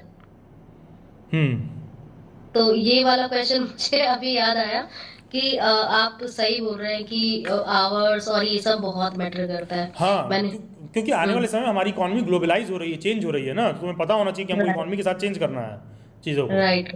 ठीक है, अब जैसे मैं आप लोगों को बता चुका हूँ ना, एक बार मेरा एक बहुत क्लोज फ्रेंड है। ठीक है, तो उसके थ्रू उसके एक बंदे से मैं मिला। ठीक है, मेरे फ्रेंड का फ्रेंड है वो। ठीक है, तो एक बार ऐसे ही कहीं हम लोग मिले, उससे मेरे फ्रेंड के घर को फंक्शन था तो वहाँ मिले, तो उसने बताया कि XYZ है, तो उसने मेरा नंबर लेके एक्सचेंज कर लिया। हमने कहा अच्छा ठीक है। तो बहुत ज़्यादा बातचीत नहीं है, बस हल्का फुल्का हेलो हाय है और ये वो, और मैं उसको कुछ नहीं समझता हूँ, और उस समय हो सकता है वो भी मुझे कुछ खास नहीं समझता रहा होगा। ठीक है, तो मैंने किसी बात में शेयर भी किया था बात। तो एक बार ऐसे ही हुआ क्या कि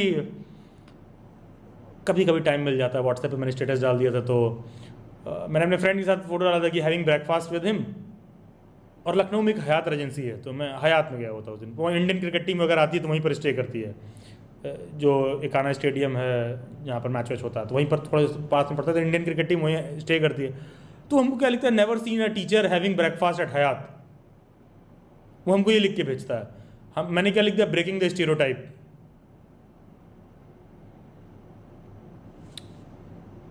भाई अबे कैसे गधे हो भाई। अरे भाई टीचर्स को भी खुद समझना चाहिए, you people have to be rich. और रिच का मतलब ये नहीं होता कि बच्चे को लूट के तुमको अमीर बनना है, नहीं, तुमको अपने पैसे को मल्टीप्लाई ही करना है। वो तुम कैसे मल्टीप्लाई करोगे तुम्हारा हेडेक है, ठीक है, तुम कैसे मल्टीप्लाई करोगे तुम्हारा हेडेक है, ठीक है। ये चीज आपको समझना होगा, और ये समझने के लिए तुमको थोड़ा सा किताबी ज्ञान से हट के बैटिंग करना पड़ेगा, ठीक है। जैसे मान लो 3 दिन से मैं एकदम टिकटिकी लगा के बैठा हूँ, रात में जग के देख रहा हूँ इलेक्टोरल बॉन्ड पे क्या न्यूज आया है, कौन सी कंपनी इसमें धराई है, क्यों, सुबह सुबह उठ के एकदम मार्केट खोलते हैं, देखते रहते हैं इसका स्टॉक गिर तो नहीं रहा है, ठीक है, क्योंकि उसमें लिए अपॉर्चुनिटी तलाश कर रहे हैं अपने लिए कि कौन सा है जो नीचे आ रहा है। क्योंकि जैसे ही इलेक्टोरल बॉन्ड पे नाम खुलेगा तो बदनाम होंगे कोई कंपनी, बदनाम होगी, तो ऐसी बदनामी ना मार्केट में एक्सटर्नल होती है, शॉर्ट टर्म होती है, दैट मीन्स कि परचेज करो, ठीक है। तो मैं ढूंढ रहा हूँ कि कौन सी कंपनी है जो बदनाम होगी, कि घाटे में चल रही थी उसके बाद भी इसने सरकार को डोनेशन दे रखा है। तो अब मैं इसलिए नहीं फॉलो कर रहा हूँ कि हमको बहुत कोई पॉलिटिक्स में इंटरेस्ट है, नहीं नहीं भाई, मेरे को मेरा इंटरेस्ट क्लियर है, मैं इसलिए फॉलो कर रहा हूँ कि कौन सी कंपनी है जिसमें उसका नाम आए, ठीक है। तो अब मैं टीचर हूँ भाई, तो मैं अपने पैसे को भाई हर कुछ संभव प्रयास करता हूँ भाई, कैसे मुझे वो करना, आप भी सीखिए, आप क्यों नहीं सीख रहे हो। जैसे मैंने मेरे व्हाट्सएप पर रिसेंटली एक वो पड़ा हुआ था, रील पड़ा हुआ है, सॉरी इंस्टाग्राम पर, तो आपको अच्छी बात है, आपको पता चलेगा कि इंस्टाग्राम पे रील मैं नहीं डालता हूँ अपने, श्रेया मैम मान लो कभी कभी डाल दी, तो एक बिल गेट्स वाला पड़ा हुआ था, तो कल शायद उन्होंने डिलीट भी कर दिया, हमने कहा मैम रहने दीजिए। उसमें लिखा था कि आपने कोर्स का प्राइस नहीं मेंशन कर रखा है, that simply means you are indulge only in selling courses. मैंने कमेंट में लिखा plus mock test as well. केवल कोर्स क्यों भाई, मॉक टेस्ट भी तो है, मतलब गजब बेवकूफ हो। You have open restaurant, you are feeding people just to sell 2 रुपए का chapati in 20 rupees in air condition hall and in a buffet style dinner. अरे गजब बेवकूफ हो भाई, this is how the economy is working. अरे तमाम ऐसे लोग, आप कोई कहे कि दिल्ली में तो कनॉट प्लेस पर बंगला साहिब गुरुद्वारे में रात में खूब बढ़िया खाना फ्री में मिलता है, तो बगल में रेस्टोरेंट क्यों खोले हुए हो, रेस्टोरेंट वाला तो लूट रहा है। तो तुमको कौन कह रहा है, तुम जाके बंगला साहिब में खाओ। अरे हमको भी पता है भाई 5 स्टार में केला 500 रुपए का मिलेगा चाट हो, हमें पता है, तुमको लेना तुम ठेले पे लो ना, उसको लेनी है तो तुम क्यों उसको उंगल कर रहे हो, ठीक है। अरे भाई सारा पैसा ही एम्बियंस का है वहां पर, कि hello sir how can I help you, sir how was your tour, ये वो, would you like to have just 2 bananas और 2 मोर। उसे बता देगा कितना कार्बोहाइड्रेट और कितना क्या क्या है, कितने पौष्टिक है, ये सब बता देगा, इसी बात का तो ले रहा है वो भाई, उसका अपना अलग है काम करने का। और यहाँ तुम गए भैया 20 रुपया दर्जन है, 6 को नहीं देंगे, लेना पूरा 12 का सेट रखा, ले लीजिए 18 रुपया लग जाए। अब ये करो तो वहाँ पर अपना ठीक है। और वहाँ क्या होगा, hello sir room number 203 can I get 2 bananas please, yes yes sir yes, and would you also like to have a water, yes yes. यहाँ ले आया, हाँ ये पानी के 60 रुपये अलग से जोड़े हुए हैं, ठीक। अब तुमको पानी तो बाहर ऐसे ही मिल रहा, हाँ तुम तो ठीक है ना, this is how things work. तुम अपना उसमें देखो कि how is your work going to be. जैसे मान लीजिए आप टीचर हो, अरे तो टीचर हो तो इसका मतलब भी थोड़ी ना कि तुमने गरीब होने का ठेका ले रखा है।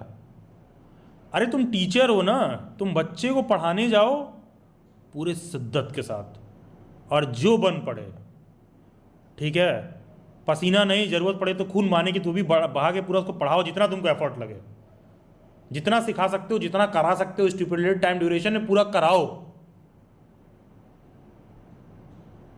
ठीक है। वही तुम्हारा काम ईमानदारी का, वो चीज़ ईमानदारी पर डिसाइड हो रहा है। ये थोड़ी ना कि मेरा इस बात पर डिसाइड होगा वो कि 5000 का क्यों कोट पहन रखे हो, 500 रुपये का होना चाहिए क्योंकि तुम तो टीचर हो, तुम तो फ्री में करते हो। नहीं भाई, मैंने कब कहाँ बोला कि मैं एथिक्स या मॉरल पर हूँ। मैं I am a teacher, I am in profession of teaching, I am not in business of ethics और मॉरलिटी। इसके लिए किसी संत महात्मा के पास जाइए भाई, ठीक है, जिन्होंने अपने जीवन में ये चुन रखा है कि भैया हम आधा धोती पहनेंगे, बैठेंगे झोपड़ी में। उन्होंने, मैंने ही अपने जीवन को चुनाव ऐसा नहीं कर रखा है। आप उनके पास जाइए, आप उनसे एक्सपेक्ट करिए, मेरे से क्यों एक्सपेक्ट कर रहे हो। और पता है स्टूडेंट के साथ भी प्रॉब्लम ये है, तुम ऐसा एक्सपेक्ट मत करो, जब तुम ऐसा सोचोगे तभी ना तुम ग्रो कर पाओगे और तभी तुम ठगे भी जाओगे। तुम सिंपल सा समझो भाई, there are no free lunches. तुम ये चीज़ देखो कि हाउ थिंग्स आर वर्किंग और मैं कैसे अपने लिए उस प्राइस में बेस्ट वैल्यू जनरेट कर सकता हूं। ठीक है, अब जैसे कि कोई बच्चा लेट से 4,000 रुपये में पढ़ रहा है डेलीवेट से, लेट से तुम ढंग से पढ़ लिए, तुम्हारा सिलेक्शन हो गया, आप क्या लोगे भाई जिंदगी में?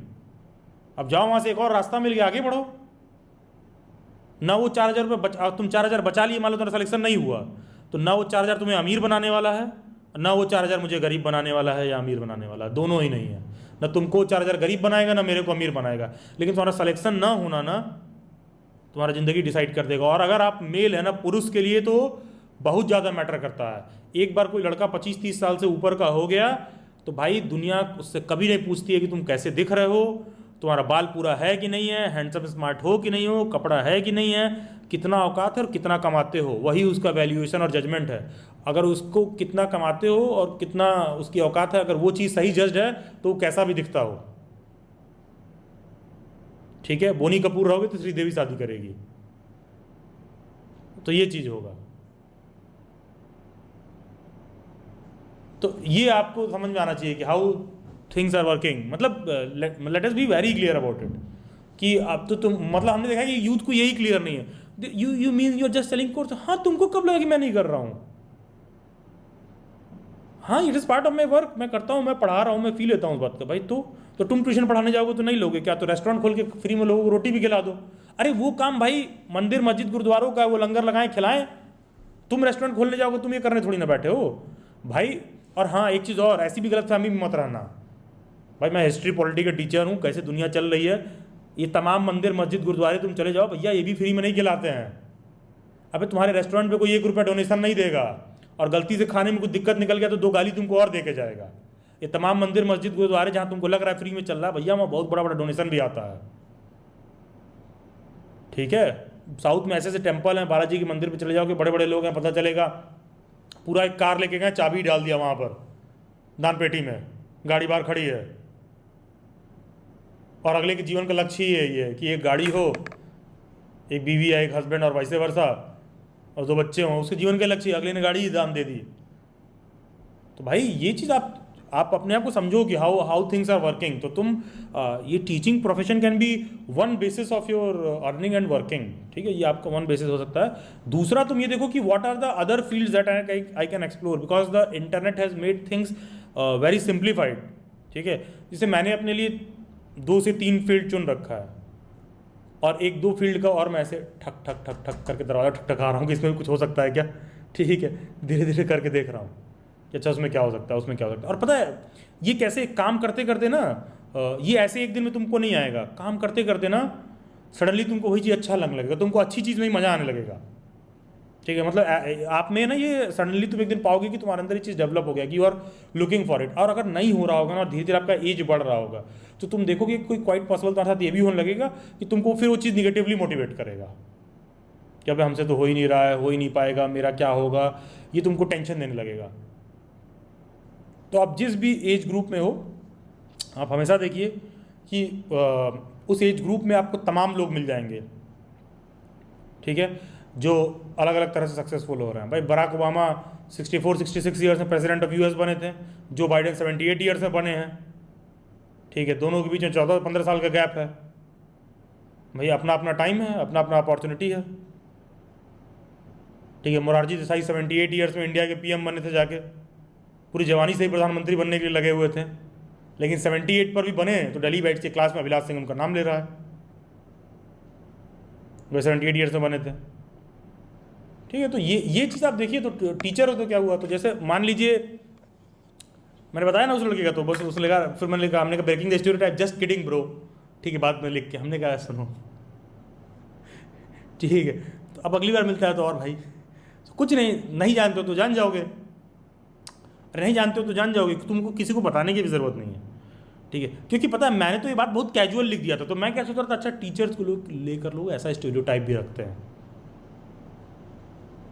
ठीक है, क्योंकि इसमें गलती टीचर्स की भी है। और टीचर्स ही क्यों, 90% प्रोफेशन में ये आपको अपॉर्चुनिटी नहीं मिलती, नॉट जस्ट टीचर्स, ये सब इंजीनियर, डॉक्टर, बहुत सारे ऐसे हैं जो नहीं लोग कर पाते हैं. It's just about you not understanding it कि how to multiply your wealth and asset, जो कुछ भी आपके पास है. तुम टीचर हो तो क्या हुआ, तुमको वो चीज़ भी सीखना चाहिए. अब कोई बच्चा हमसे केमिस्ट्री की कुछ बात शेयर कर रहा था तो हम ही थोड़ी ना कह रहे थे कि हमको नहीं पता है. हम तो खुद कंफर्म कि भाई आइसोटोप पूछा है कि आइसोटोन पूछा है, किसी ने रस्टिंग वाला बोला, तो हम ही थोड़ी ना कह रहे थे कि भाई मेरा सब्जेक्ट नहीं, मैं ये नहीं पढ़ाता हूँ. अरे उसने बोल दिया, तुम देख लो यार, मैं जिस जनरेशन में मैं हूँ, जिस एज में मैं रहता हूँ, वहाँ पर सारा कुछ तुरंत ही ढूंढ के मिल जाएगा मेरे को. I just have to search it. I don't have to look for a teacher for such doubts. All that it requires is breaking the comfort space of my mind, कि मैं उस चीज़ को सर्च करूँ. बहुत से इशूज़, बहुत सी बातें जो कैंडिडेट से मैं बात कर रहा था, मैं लिख रहा था, मैं समझ रहा था क्या चीज़ है, किसने क्या बोला, नहीं बोला, क्या चीज़ है, नहीं है. तो जैसे मान लो कोई क्वेश्चन भी कह रहा है, तो देखोगे जो सोशल साइंस का बच्चा मेरे को कुछ क्वेश्चन बता रहा है, तो उसमें मैं बहुत फोकस नहीं कर रहा हूँ साइंस पे क्या बोला उसने, टीचिंग एप्टीट्यूड पे क्या बोला, जो मेरा डोमेन नहीं है, जिसकी क्लास मैं नहीं लेता हूँ. डोमेन वाली बात नहीं, जिसका क्लास मैं नहीं लेता हूँ, ठीक है, जिसका क्लास मैं नहीं लेता हूँ. इट्स जस्ट अबाउट कि आप अपने माइंड का कंफर्ट स्पेस छोड़िए और थोड़ा सा एक्सप्लोर करिए, थोड़ा सा एफर्ट लगाइए और आप गंतव्य तक मतलब पहुँच जाएंगे. और हाँ, ज़रूरी ये नहीं है कि 20 साल पर पहुँचो, ज़रूरी ये है कि 30 साल के भी हो तो पहुँच जाओ. ठीक है, क्योंकि 20 से 30 के बीच का जो उम्र होता है, या मोर कह लो 18 से 25, फिर उसका लास्ट फेज होता है 25 से 30 के बीच में. तो हम सब की उम्र की एक ख़ास बात ये है कि इसी में सब कुछ करना है, सारा मज़ा इसी में मिलेगा. क्योंकि 35-40 के बाद ये मीठा नहीं खा सकते हो, ये तीखा नहीं खा सकते हो, पेट में जलन होने सकता है, फैटी लीवर हो गया है, ठीक है, वो हो गया है, ये सब प्रॉब्लम आने लगेगा. और 20 से 30 में सब अच्छा लगेगा. उसका इंस्टाग्राम पे डीपी अच्छा लगेगा, उसका व्हाट्सएप पर स्टेटस अच्छा लगेगा, ठीक है, उसकी स्माइल अच्छी लगेगी और सब लगेगा. सारा उसी में भटकना भी है, उसी में इश्क, मोहब्बत, प्यार, सब कुछ करना है. पढ़ना, लिखना, मार्क्स सब उसी में करना है, ठीक है, करियर भी उसी में सेट करना है. तो वो एज वाला भी है ना भाई, बहुत मैटर करता है. ठीक है, until unless you find a greater purpose. जैसे अब हम लोग क्या है कि अपने काम में एक ग्रेटर पर्पस फाइंड कर लिए हैं, तो हम लोग अपने टीम में कई बार रहता है कि अच्छा मैम क्या ये चल रहा है, अच्छा उन्होंने ये स्टेटस डाला है, कोई हम लोग को आके बताता है. नहीं तो पता नहीं है. आखिर मैंने कब अपना व्हाट्सएप पे स्टेटस खोल के चेक किया था कि जैसे आज मुझे जो है कुछ काम था ऑफिस में, तो मुझे हार्डवेयर का एक शॉप का मुझे आइडिया नहीं कि इस तरह का सामान मेरे सिटी में कहाँ मिलेगा. तो मैं बहुत देर से सोच रहा था मैं किसको मैसेज करूँ. तो मैं दूर दूर से कोई याद आ रहा, अच्छा उसका हार्डवेयर काम है, उसको मैसेज करो, उसको मैसेज करो. और पता थोड़ी देर बाद मुझे क्या एहसास हुआ कि मेरा इमीडिएट सबसे खास रिलेटिव, मेरे फैमिली का डायरेक्ट रिलेटिव, मतलब ऐसे कि और बताओ कैसा क्या चल रहा है, उसकी हार्डवेयर की बहुत बड़ी शॉप है. उससे मैं नहीं पूछ रहा हूँ, वो मेरे माइंड में क्रॉस ही नहीं कर रहा है. तो उसका मैं स्टेटस देखा था, हमको याद आया अभी इसकी भी तो शॉप है हार्डवेयर की. इससे पूछते तो हमसे कह रहा अरे आपको दिक्कत घर ही पहुंचा देंगे, चाहे लेते आएंगे, कल आएंगे तो सुबह ये वो. तो हमको लग रहा है कि बताओ देखो ये चीज़ें होती है. तो पता है एक टाइम का आप वहाँ भी एंटर करते हो, लेकिन जानबूझ के नहीं. आई वॉज ऑक्यूपाइड, मुझे टाइम नहीं मिला कि मैं उस चीज़ को देखूँ. तो आप इस चीज़ को समझिए कि आपको कुछ एक ग्रेटर पर्पस मिल जाए. और जैपनीज़ वर्ड है ना इकिगाई, अगर आपने पढ़ा हो तो कोई है जिसने इकिगाई वर्ड सुना है या पढ़ा है? yes. तो इकिगाई क्या है? Finding about like what is your best purpose और वर्क. और तुमको 4-6 चीज़ें तुम एक्सप्लोर करके देखोगे तब होगा. ठीक है, at the end of the day teaching profession can be your passion, motivation, but if you want to make things big you also have to look for other options, opportunities, how I have to multiply my asset, my money and everything. ठीक है, क्योंकि तुम teacher बनने वाले हो, संत महात्मा नहीं ना बनने वाले हो. तो ये सब बातें तब करना जब संत महात्मा बनना. ठीक है, and teacher is also profession, इसमें किसी को कोई दिक्कत नहीं होनी चाहिए. ठीक है, तो ये चीज़ है, क्योंकि ये सब काम गवर्नमेंट का है और संत महात्माओं का है, क्योंकि उनके पास अदर सोर्सेज ऑफ फंड है. सरकार का क्या है, चुनाव आ गया 2 रुपये पेट्रोल पे घटा दी, चुनाव खत्म 2 रुपये पेट्रोल पे बढ़ा देगी. सरकार का तो बैटिंग इतना गजब का है कि उसको क्लियर रहता है कि तुमको पता है कि तुम्हारा सी बना रहे हैं, चुनाव से पहले 3 रुपये घटाएं, तुमको भी पता है कि चुनाव के बाद ये वापस 3 रुपये बढ़ाने वाले हैं. लेकिन उन्होंने किया है तो कुछ सोच के ही किया होगा, ठीक ही किया है. ठीक है, तो हमको बताया जा रहा है कि तुमको 3 दिन पहले, महीने बाद 2 महीने पहले आचार संहिता लगने वाली है, तो उसको घटा दिया गया है और चुनाव के बाद तुरंत उसको महंगा कर दिया जाएगा। सिंपल सा थ्योरम है, कुछ इसमें रॉकेट साइंस है क्या? लेकिन ठीक है भाई, उनको सोचो ना, वो लोग कितना कॉन्फिडेंस से कितना सही बैटिंग कर रहे हैं, ठीक, कितना सही बैटिंग कर रहे हैं, और वो 3 रुपया नहीं बढ़ाते हैं। एक दिन में कई लाख लीटर तेल बिकता है कंट्री में, 3 रुपये के हिसाब से कई बिलियंस का डिफरेंस आ जाएगा, उतना जितना तुम गिन भी नहीं पाओगे कितना जीरो होता है 1 बिलियन में। ठीक है, वो एक बार मैंने आप लोगों को एग्जाम्पल दिया था ना कि 1 करोड़ में कितना जीरो होता है, तो अचानक से बहुत लोग कंफ्यूज हो गए थे। हमने कहा क्यों कंफ्यूज हो रहे हो? क्योंकि खाते में उतना पैसा नहीं है। एक बार खाते में तुम्हारे 1 करोड़ रुपये आ जाएगा, कितना जीरो कितना डिजिट होता है, कन्फ्यूजन हो ही नहीं सकता। व्यू बैलेंस पर क्लिक करोगे, सीधा दिख जाएगा सारे डिजिट्स अपनी जगह पर। ठीक है भाई, 1000 रुपये ही रखे हो तो उसमें क्या है, वहां तक गिनती एग्जैक्ट आती है। मान लो तुम्हारे खाते में 838 रुपये हो, तो कुछ तुमको कन्फ्यूजन है क्या कितना डिजिट है उसमें? सीधे क्लियर है। देखिए अभी सुनो, 8 करोड़ 38 रुपये कर दे, 4 बार गिनोगे, 1s 10s, ये कितना जा रहा है। लेकिन अगर जीरे से नीचे की तरफ गया रहोगे तो क्लियर रहता है कितना डिजिट है क्या है। तो it's just about your psychology only. और चलिए खैर, ये जो सारी बातें हैं इसलिए ज़रूरी है आपके लिए कि your study should not be just limited towards your book पूरा शिद्दत से पढ़िए, एग्ज़ाम दीजिए, अच्छे से अच्छी यूनिवर्सिटी में सेलेक्ट होइए, और उसके बाद अपने लिए बेहतर और बेस्ट करियर अपॉर्चुनिटी देखिए कि आप कैसे कर सकते हो। टीचिंग उसका एक हिस्सा है, सब कुछ नहीं है। अगर आप सब कुछ मान के चल रहे हो तो आप बेवकूफ़ हो, और हो सकता है कि बेवकूफ़ ना हो। एक केस में मैं एक्सेप्शन हो सकता हूँ कि इस मामले में मैं भी बेवकूफ़ हूँ। किस मामले में? कि अगला कहे कि नहीं हमको इतना ही चाहिए ही था। बहुत से ऐसे लोग होते नहीं हमको चाहिए ही भाई 30,000 रुपये चाहिए और सैटरडे संडे छुट्टी चाहिए, और 5 बजे के बाद कोई हमको फ़ोन ना करे ऑफिस का। कुछ लोग यही चाहिए होता है, तो उनका ठीक है।